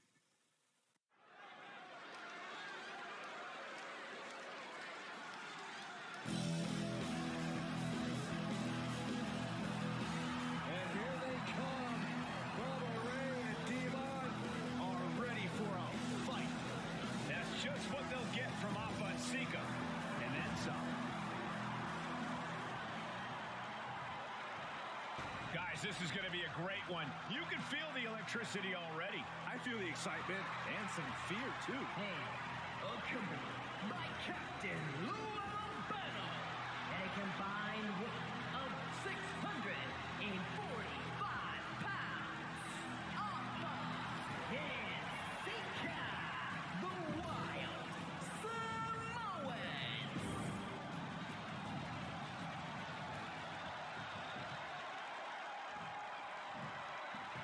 Here's the battle, and it's the Wild Samoans, Afa and Sika, taking on Devon and Bubba Ray Dudley, the Dudley Boys. Two sets of brothers, two sets of absolute madmen, ready to get the tables and get downright savage. Bringing a new definition to the term sibling rivalry. This one will be extremely physical. Afa and Sika, both individuals that compete barefooted.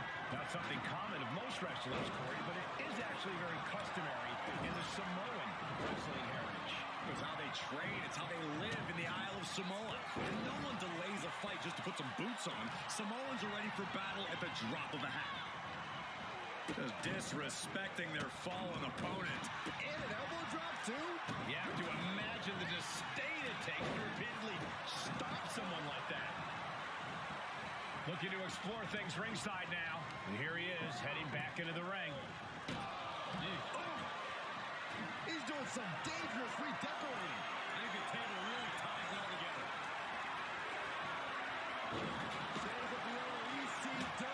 Are the candlestick is introduced to the proceedings. Just one run after the other can't be stopped. Corey, I gotta know, what can the Wild Samoans do to get the advantage in this tables match? After all, this is the Dudley Boys match, the match they put on the map, the match they're synonymous with. Well, maybe the Wild Samoans have to be a little less wild, Cole. They still need to brutalize their opponents because that's what they do best. But the last thing Appa and Sika want to do is rush first into a table. After all, that's exactly how you lose. And we can harp on how this match was something almost tailor-built by the Dudley Boys. With a famous series of TLC matches they've had, the Dudleys have become synonymous with the T in TLC. And that didn't stand for tender, Cole. It means tables, and it means lots of them. Yeah, and if Bubba Ray and Devon can get the Wild Samoans to the table tonight, it will really add to the Dudley Boys' legacy even further. Off the ropes. I don't know what he's got in mind heading to the floor here. He's headed to... Popped up into the from the top. Bruising attack to the stomach.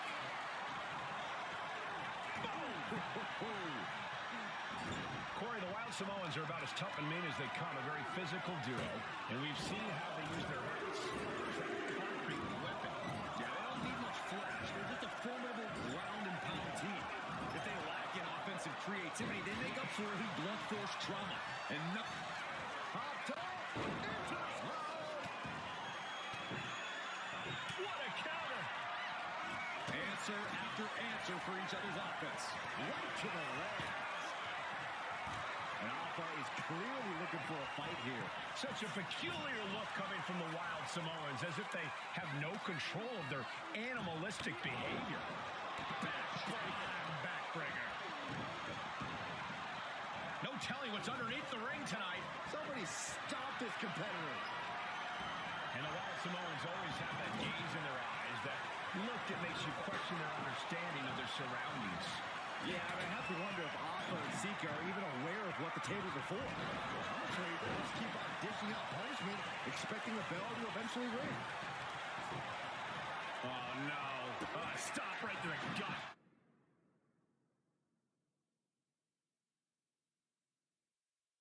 He's got a plan for that table, and it does not involve a dinner party. This is a situation you want to avoid. And well-timed maneuver there. He's looking fairly drained. Every aspect of this match is only going to get harder at this point. If you have a chance to close it out, now is the time. Uh-oh, stop for the spine. You know what's coming next. Locked in. Slides out the back door, and he's free.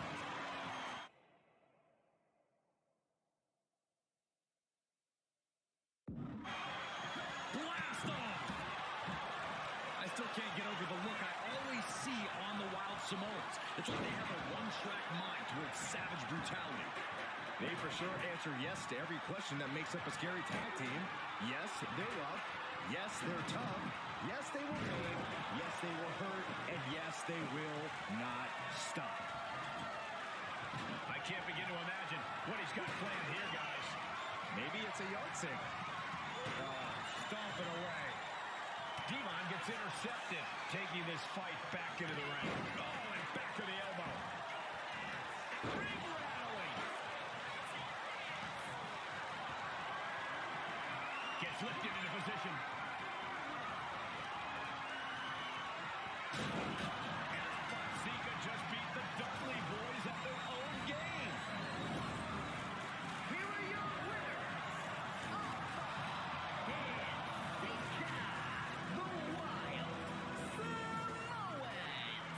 And it's the Wild Samoans standing tall, having beat the Dudley Boys at their own game. Devon and Bubba pushed Appa and Sika to their limits, but in the end, there was only one way this match could end.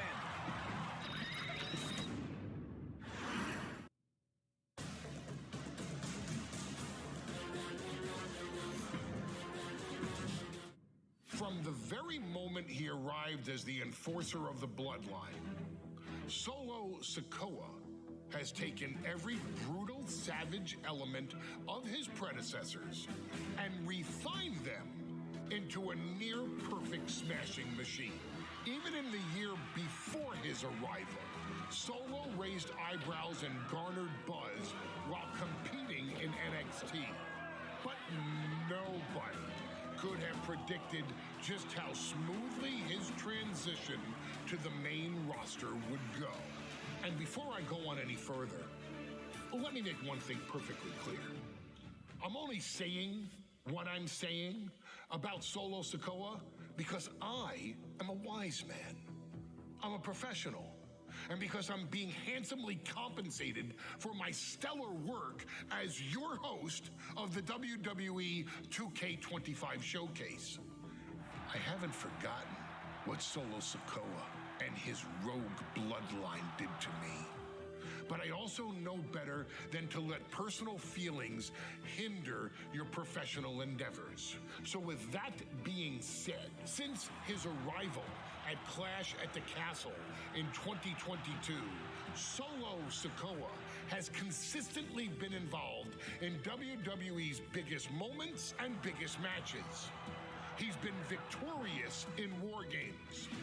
He's repeatedly enforced the Bloodline's will to maintain Roman Reigns' status as undisputed WWE Universal Heavyweight Champion. I brought Solo in as an insurance policy. Solo was here to protect me. Solo was here to maintain the promised land. He's violent. He's strong. He's fast. He's all those things. And he betrayed me. Any man who would betray me must be a very dangerous man. Solo defeated John Cena. Solo elected to betray your tribal chief, Roman Reigns, in an attempt to bestow upon himself the title of tribal chief. When I refused to acknowledge Solo as my tribal chief, you are not my tribal. He, Tamatanga, Tongaloa, and Jacob Fatu put me through a table in Madison Square Garden. And that led to opportunities to compete for the undisputed WWE Heavyweight Championship. It's led to more visibility with Solo's rogue bloodline ruling over SmackDown. Every choice Solo made only furthered his standing in WWE. He has the bloodlust of the wild Samoans, the brutality of his cousin Yokozuna, and the single-minded focus of Roman Reigns, all rolled into one. There is no question the future is his for the taking, and that he will be champion many times over, and that he may set records of his own before it's all said and done. Few men have so quickly served notice to all of WWE in the manner that Solo Sikoa has done. Whether you want to acknowledge him or not is irrelevant. One way or another, Solo Sikoa forces you to do just that, or you will suffer severe consequences. One by one, each and every single superstar on the WWE roster is going to find that out. Solo will make sure of it. I, of course, will simply await any and every opportunity for your tribal chief, Roman Reigns, to teach Solo some manners. Until that happens, though, we are taking you back to the one-year anniversary special for NXT 2.0, which saw then North American champion Carmelo Hayes, and indeed, he is him, issue an open challenge.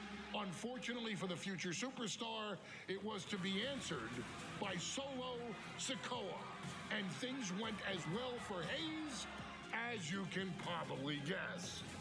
Showcase the unrelenting fury that has made Solo Sikoa nearly unstoppable and defeat Carmelo Hayes to earn Solo his first championship victory. It won't be easy against Carmelo, especially when he has Trick Williams watching his back. And if you make one mistake against the champ, he'll take his shot and most likely hit nothing but net.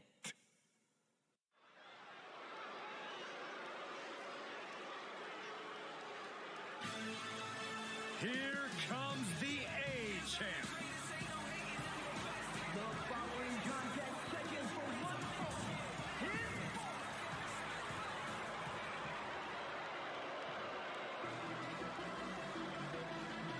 What? This place is shaking! We never thought we'd see Sikoa again. his opponent from Las Vegas, Nevada, weighing in at 200.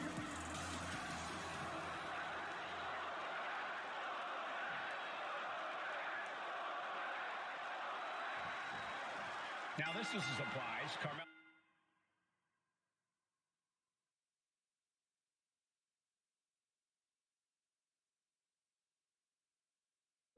Hayes seemingly had no challenger for his North American title, but Solo Sikoa just showed up here and said, I got next. Thank goodness, Melo had an opponent chosen by the NXT Universe as they voted for Wes Lee. But Melo and Trick brutally attacked Lee backstage. Now we're being spared a Melo-bration and getting a... And Sikoa sent toward the ropes, and Carmelo Hayes with a kick right into the midsection. Melo taking it to Sikoa here. The power of Solo just a little too much for the A-Champ in this instance. What a chop. Trademark viciousness.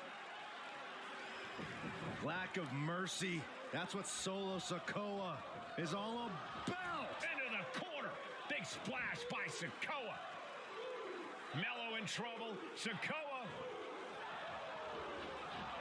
Trick Williams making sure Melo got out of harm's way. Well, at least momentarily. And momentarily is right. Sikoa continuing to inflict more punishment on the champ. And Hayes takes out Williams on the outside. Solo standing strong. Solo not allowing the presence of Trick Williams to distract him whatsoever. Solo has the mindset to destroy anyone in the way of him in the NXT North American Championship. You got to be impressed by both Solo Sikoa and Carmelo Hayes. They've taken NXT 2.0 by storm. Uh-oh, this is not going to look pretty. Submission. He had it locked in. I didn't expect him to just let go. I don't know what he's thinking, but he needs to focus on the task at hand. Solo's haymaker after haymaker. Ooh! Looks like a hockey fight's just broken out. Nothing pretty here, just good old-fashioned fisticuffs. Exhaustion setting in, and neither one of them is letting up. Ooh! You can feel the contact, and so does the WWE Universe. This is a war of attrition with neither superstar wanting to be the one who surrenders. Each exchange just sapping the energy from these two. Bam! Trick Williams has been quite the difference maker for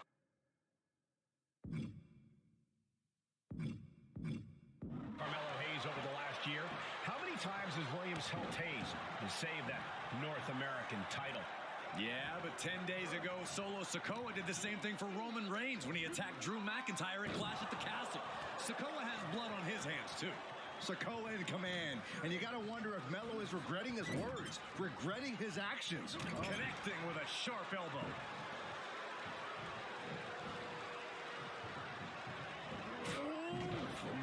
Man, what a hit. Hayes is being cut down at every corner. And it looks like Solo has all the answers. Big uppercut rocks the jaw of Carmelo Hayes. Ripped out of the corner. Looking to put him away, and now Trick Williams up on the apron, causing a distraction.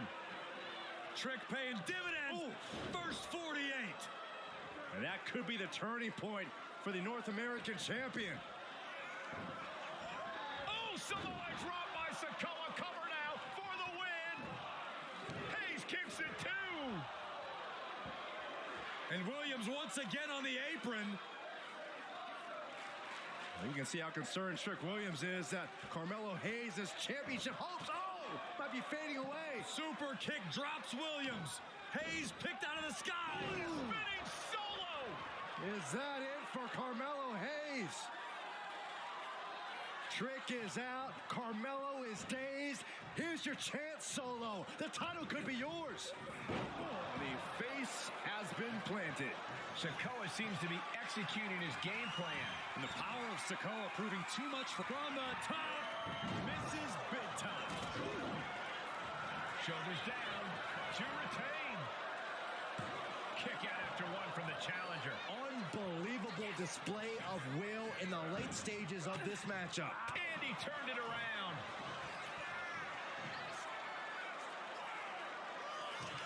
Hooked up. Spinning Uranagi, the spinning solo. Sikoa just absolutely laid right to Miller. Can Solo win the title? From the top, diving double axe handle. And gentlemen, we may be moments away from the street champ becoming the North American champ. From the top, huge splash by Solo. The challenger might have what it takes to win this. Sikoa is the new champion. Here is your winner, and new NXT North American Champion, Solo Sikoa. Solo is your new champion. And is the North American title now going to SmackDown?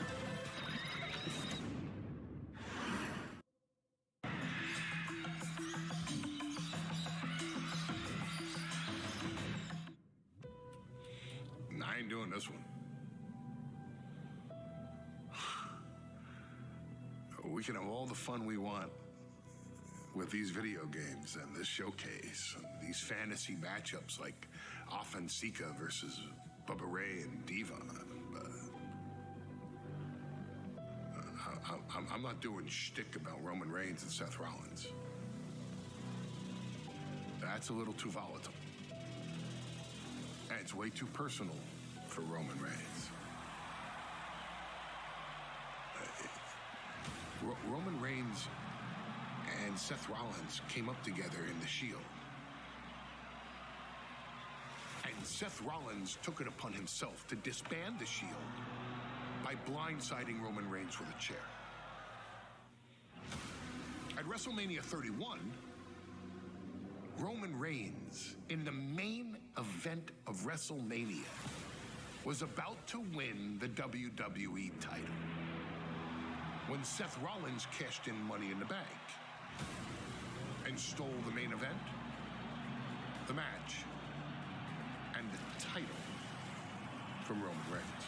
Roman Reigns lost the undisputed championship after almost 4 years, the greatest title reign of all time, to Cody Rhodes. Not because Cody Rhodes was the better man, but because Seth Rollins was right there. And the seduction, the bloodlust that Roman Reigns had for that moment of revenge was too much for Roman Reigns to give up. And for the first time in Roman Reigns' life, he took his eye off the ball for that much time and smashed Seth Rollins with a chair, the same way Seth did a decade earlier to Roman. And that moment gave Cody Rhodes all he needed to end the most historic title reign in WWE history. I'm supposed to do shtick about Roman Reigns versus Seth Rollins for a showcase? I mean, it's smart. Because the next time Roman Reigns steps into the ring with Seth Rollins will be the last time Seth Rollins steps into a ring. Next time Roman Reigns gets his hands on Seth Rollins, you won't have your architect anymore. You won't have your visionary anymore. You won't have your revolutionary anymore. You will have your tribal chief, Roman Reigns, but you'll never again have Seth freaking Rollins. Roman Reigns will put an end to Seth Rollins in WWE. And then the only way you'll ever be able to see Roman Reigns versus Seth Rollins will be in the WWE 2K25 showcase. Roman Reigns versus Seth Rollins from the 2022 Royal Rumble. And that's not a prediction.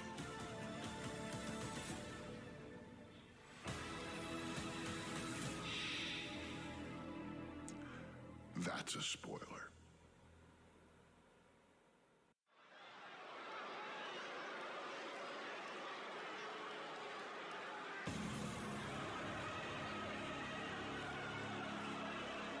Big question as we kick off Royal Rumble.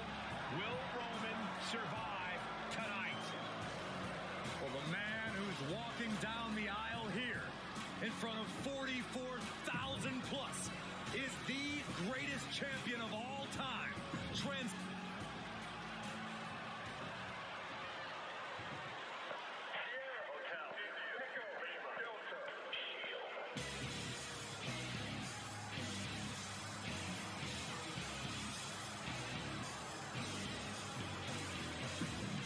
Look at this.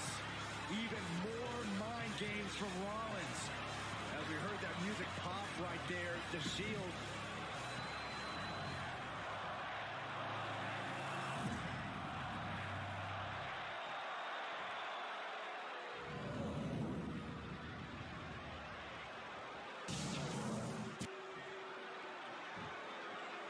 The following contest, scheduled for one fall, is for the Universal Championship.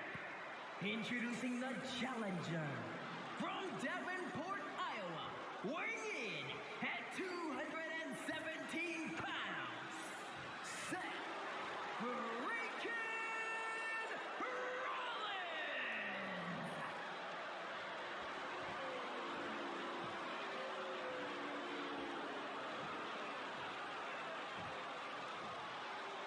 And his opponent from Pensacola, Florida, weighing in at 265 pounds, he is the Universal Champion, Roman Reigns.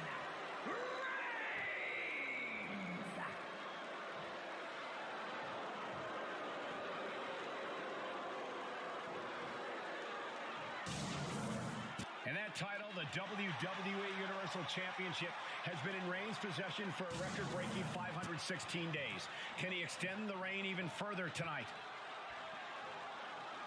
Bell rings and the WWE Universal title is on the line. Roman Reigns over 500 days as Universal Champion, but nobody has been in his head like his old brother in arms, Seth Rollins. Well, Seth freaking Rollins tore that brotherhood apart 8 years ago, and we can now see that the tribal chief never truly recovered from that night. Well, speaking of family, the Usos have been banned from ringside. And last month, Roman fired Heyman from the bloodline. So right now, the head of the table needs to win without any allies by his side. Very effective. Even before Seth put his gear on, he came into this match with a clear-cut advantage. You're right, Cole. 1 week ago on SmackDown, Seth Rollins and Kevin Owens defeated the Usos. As a result, Jimmy and Jay are barred from ringside. It was an awful. This game's about winning at any and all costs.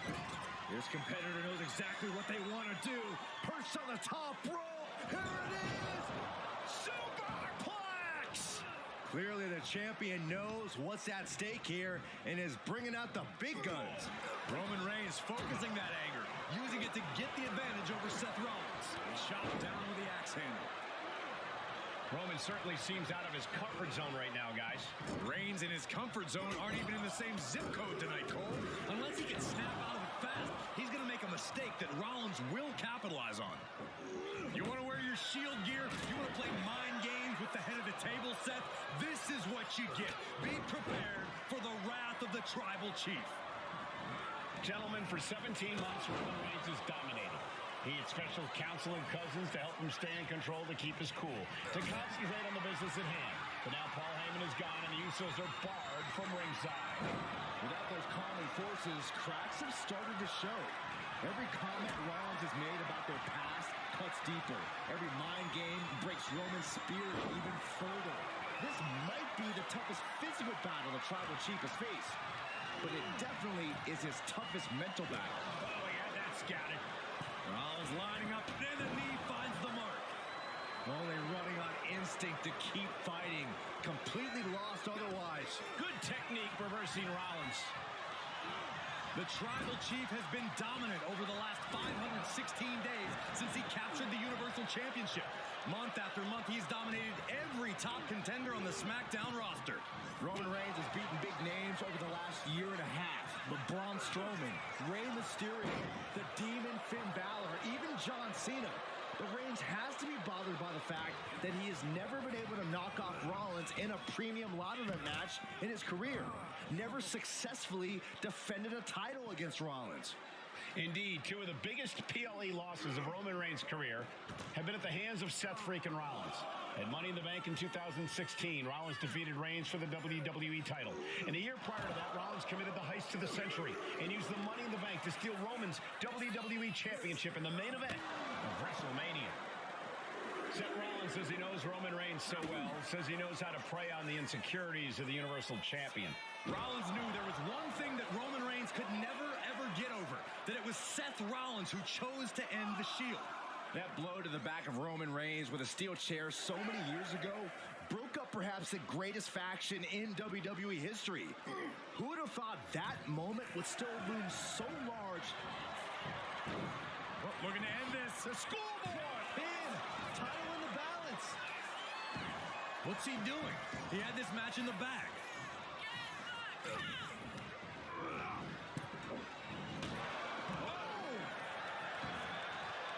Moves from the ring to the outside. I hate to say this, but the Tribal Chief has become extremely frazzled without the benefit of having the bloodline by his side. Every little move Rollins makes seems to put Reigns on edge.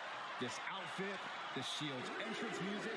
I bet if Rollins gave Roman a fist bump, it would make the Tribal Chief go nuclear.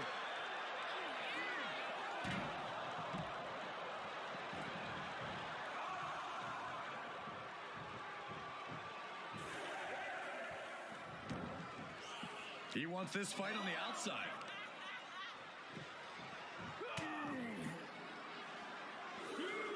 And he's going to the top.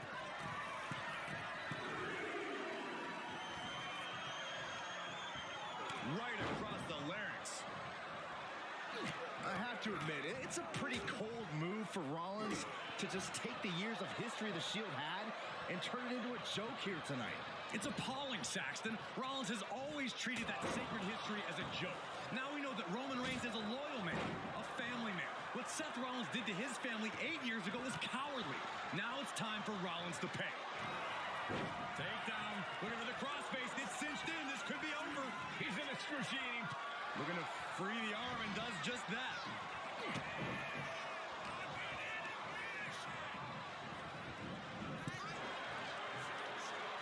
Just hot-shot it to the outside. Rollins continuing to mock Reigns, continuing to infuriate him as he attacks the Tribal Chief. Ooh, targeting the leg there. Turned it around with a reversal. think Roman's aware of where he is at. Reigns hits it! Perfect.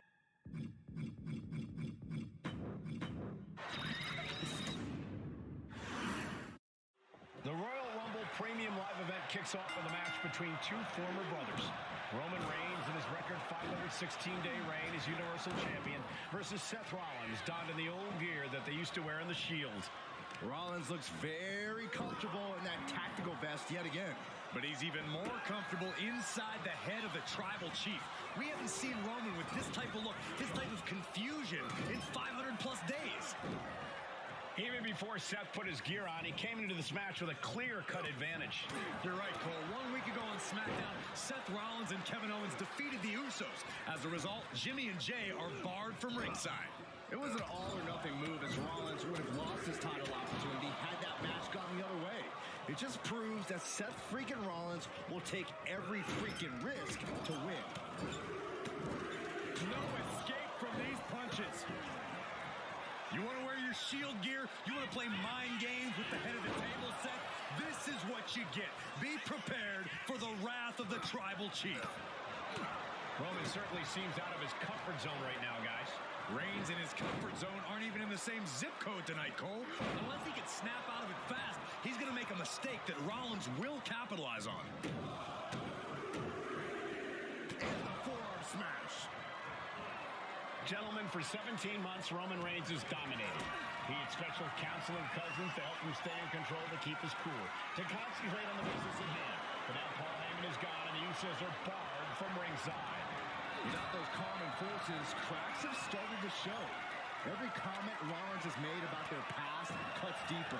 Every mind game breaks Roman's spirit even further. This might be the toughest physical battle the Tribal Chief has faced, but it definitely is his toughest mental battle. The challenger might be rethinking his title match after that huge attack from the champ.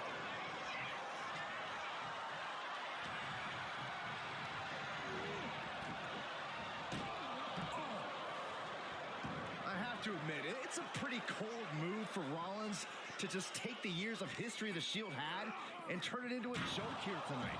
It's appalling, Saxton. Rollins has always treated that sacred history as a joke. Now we know that Roman Reigns is a loyal man, a family man. What Seth Rollins did to his family 8 years ago was cowardly. Now it's time for Rollins to pay. One answer after another. Neither competitor giving an inch. Into the barricade.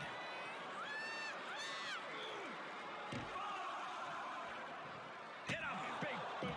Reigns so close to finishing this, he can taste it. Ending Rollins and closing the book on the Shield will be his biggest victory yet. Roman Reigns with a schoolboy pinning combination. No! The Tribal Chief has been dominant over the last 516 days since he captured the Universal Championship. Month after month, he's dominated every top contender on the SmackDown roster. Roman Reigns has beaten big names over the last year and a half. Braun Strowman, Rey Mysterio, the Demon Finn Balor, even John Cena. Reigns has to be bothered by the fact that he has never been able to knock off Rollins in a premium live event match in his career. Never successfully defended a title against Rollins. Indeed, two of the biggest PLE losses of Roman Reigns' career have been at the hands of Seth freaking Rollins. At Money in the Bank in 2016, Rollins defeated Reigns for the WWE title. That's got to be it. Consider the championship retained. I don't even think Roman's aware of where he is anymore. He has tunnel vision for Rollins. The only thing the Tribal Chief is seeing right now is red. And here's Reigns now, misses wildly with a clothesline attempt. Spear! Spear by Reigns! Roman Reigns from out of nowhere with a spear! That could end it for Rollins if Roman could just make the cover. Roman trying to fight through the pain.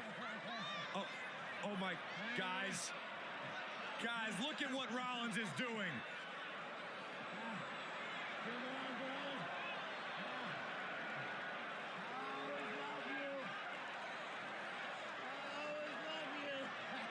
After all these two have been through, Rollins wants that Shield fist bump. Reigns shaking it off as Rollins continues to try to play mind games. Yeah, but that may have triggered a litany of emotions within the Tribal Chief. Reigns Unsure of what to do.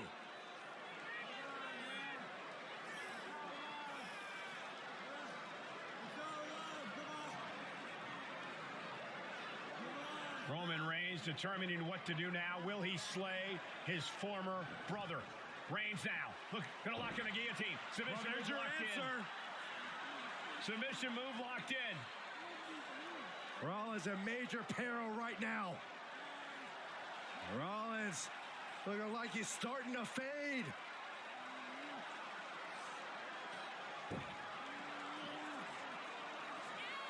Seth trying desperately to make it to the bottom rope. I'm not sure he can make it, Corey. Trying to make it to the rope to force some sort of break. Seth trying to hang on. How can he do this here? Is Rollins going to tap here? What's Rollins going to do? Is he going to tap out? Well, he makes it to the rope. Reigns has a 5 count to break the hold.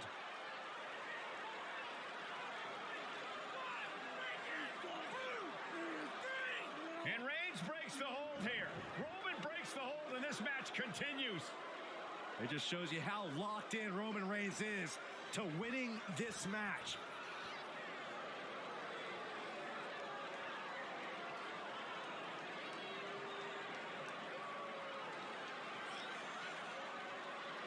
Motionless now. Roman had that guillotine locked in far too long. Well, the oxygen slowly circulating through Seth again, but I feel it's just a matter of time. Has been playing, has pushed the Tribal Chief past his boiling point.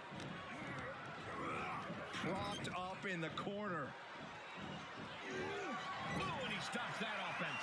And Seth is fine. Oh, shoulder! Shoulder here! He's on the ropes, and the ref calls.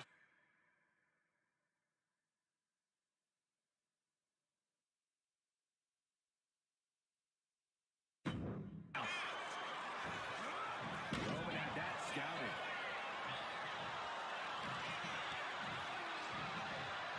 Ooh, elbow strike.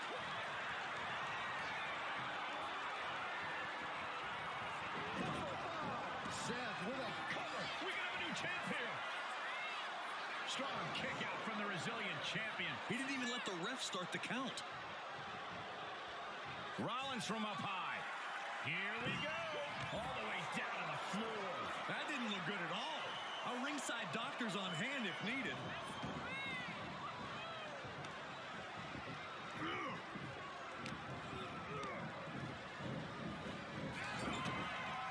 Kick to the gut by Rollins. Down low with the stomp. The challenger comes up big. Going for the cover. Not even a 2 count. What unbelievable power. Unbelievable. Kick out at 1. Unbelievable. More like inhuman. Hey, guys, on most nights, Rollins would have just ended this, but not tonight. Crushing impact in the corner. And an elbow for good measure.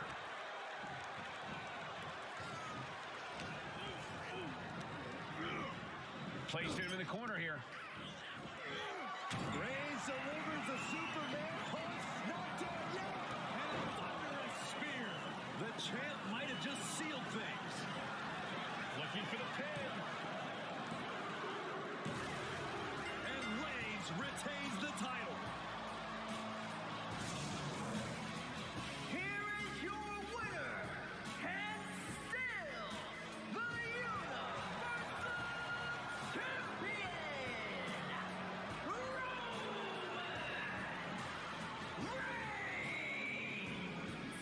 Roman Reigns has finally done it. Finally earned that title defense against Seth Rollins. Finally exercised the ghost of the Shield.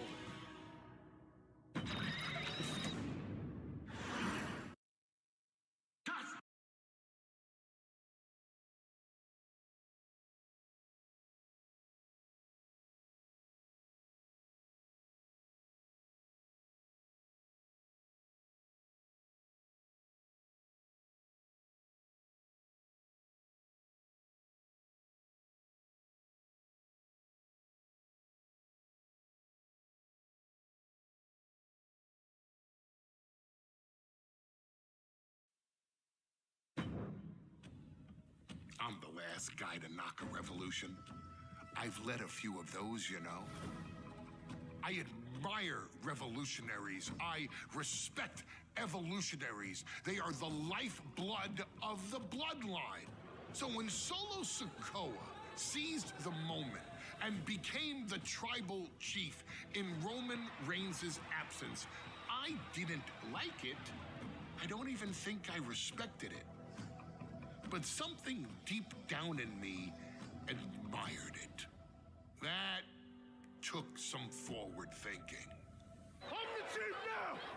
Now we all know what happened when the OG bloodline, led by Roman Reigns, faced the new rogue bloodline, led by Solo Sikoa, in the War Games. But there was a discussion here while planning the WWE 2K25 showcase that has me, your wise man, admittedly a little intrigued. What if War Games was limited to only OG bloodline, no honorary uses, versus Solo's rogue bloodline, no honorary uses? It's 4-on-4 Roman Reigns. The Usos, Sami Zayn, versus Solo Sikoa, Tama Tonga, Tonga Loa, and the most dangerous new competitor WWE has ever seen, the Samoan werewolf Jacob Fatu. What happens then? This is your moment to determine who is the real bloodline. This is your moment to determine who is the only bloodline. This is where the bloodline's legacy and the bloodline's future is in your hands.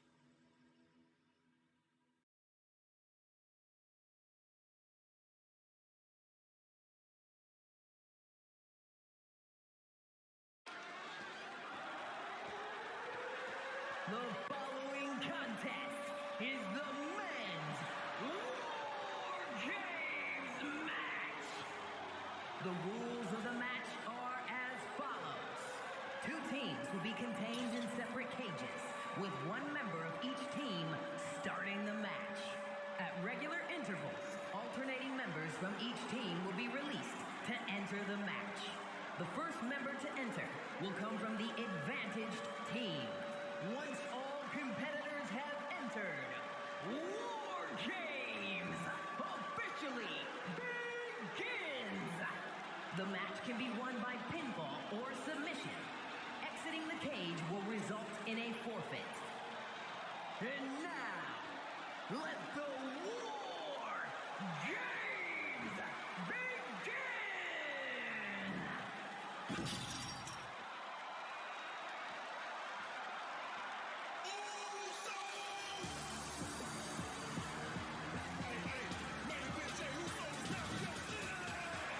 The bloodline is in chaos. This wrestling dynasty is on the brink of collapse. This conflict goes far beyond acknowledgement, Michael. This man and the original bloodline.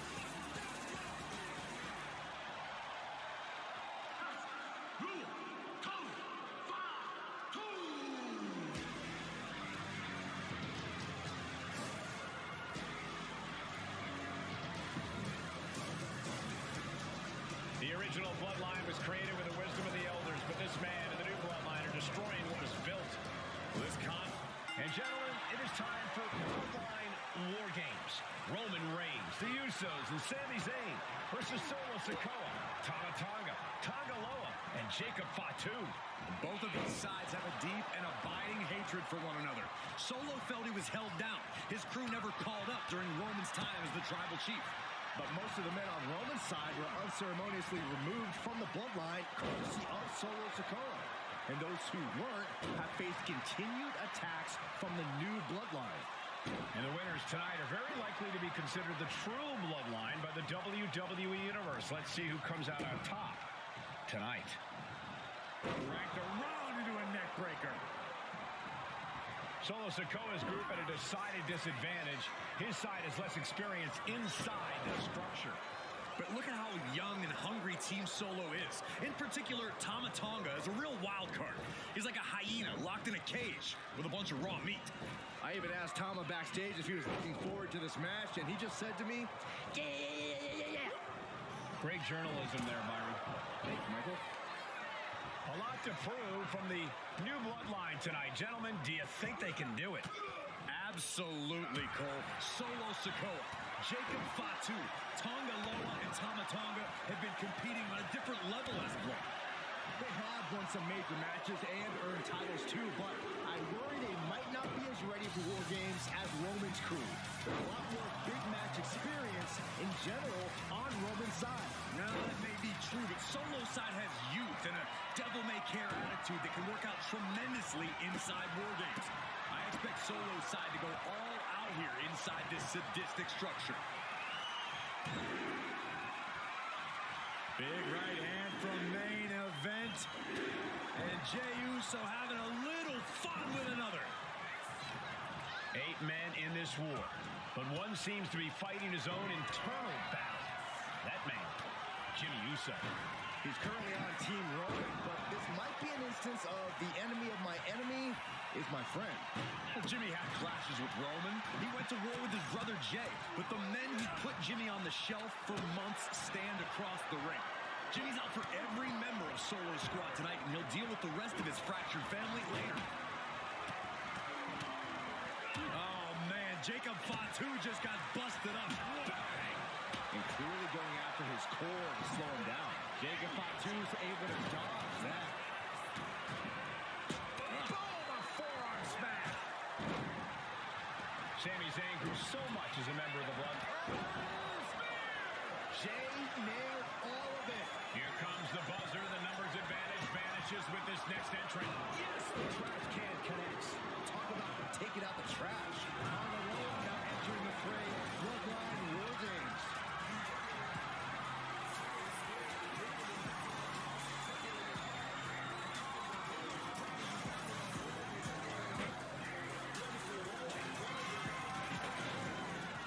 Big shot taken. That one's going to leave a welt. And each of these lethal maneuvers have got to be taking a toll. Gets lifted into position. I think tonight is going to be a breakout performance from Jacob Fatu. So much raw talent in that young man. Every bloodline member knew is a generational athlete. But Jacob seems to be a step ahead of every one of these men at times. Many already believe Jacob can take the mantle as the leader of the bloodline. If he's the one to earn the victory tonight, his time as the tribal chief may come sooner than anyone thinks.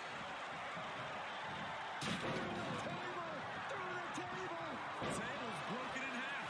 Don't worry, though. There might still be more around here somewhere. Absolutely spiked DDT. That'll be a bit tough for Jey to stand up amongst this team. Some close allies, but some enemies he's yet to forgive. We've seen the words that Jey has waged with his cousin Roman, with his brother Jimmy, but he needs to put that aside tonight. And Jey has the title wins and big victories that earn him the main event moniker. But if he's the one to put away the new bloodline, he will truly be the main event of War Games. Under the apron now, looking to stack the odds even higher in their team's favor here. DDT! Mounting their downed opponent and firing off a series of blows. Oh, a nasty stomp to finish it off. He's made jig. Set up in the corner of the ring. OG bloodline. What's Jacob Fatu's intentions here? DDT! Wow! And it can be all over for Jey. Climbing into the ring and pretty much entering a war zone. Old bloodline, new bloodline, both sides engaging in a brutal battle. Every one of these men is fighting with every fiber in their being to be considered the true bloodline. Oh, what a kick.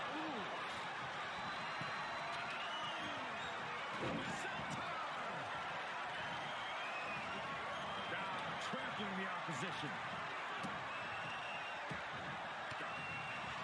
Oh, geez. Nasty kick in the face. Solo's the co-leader of the new bloodline, has called himself the head of the table. Called himself the tribal chief. And when he asked the WWE Universe to acknowledge him, we're hearing more and more of the crowd agree. Solo is growing in power with big wins and title reigns, but this is his biggest test yet. If his crew can defeat Uso, now looking at Jey. Jey can seal it here. The teams are squared up, but he doesn't think that's enough, apparently. And guys, this is what War Games is all about. Both bloodlines leaving it all in the ring. The old guard and new school trading their biggest shots in one of the most dangerous environments in all of WWE. One wicked attack after another. If there's one man here with the most to prove, it's got to be Tonga Loa. We've often seen that the tough road, and now here's Jimmy Uso. Is that all she wrote for Tonga Loa?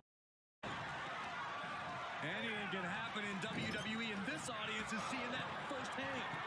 The entire Sami Zayn. What do you think Sami's going to do here?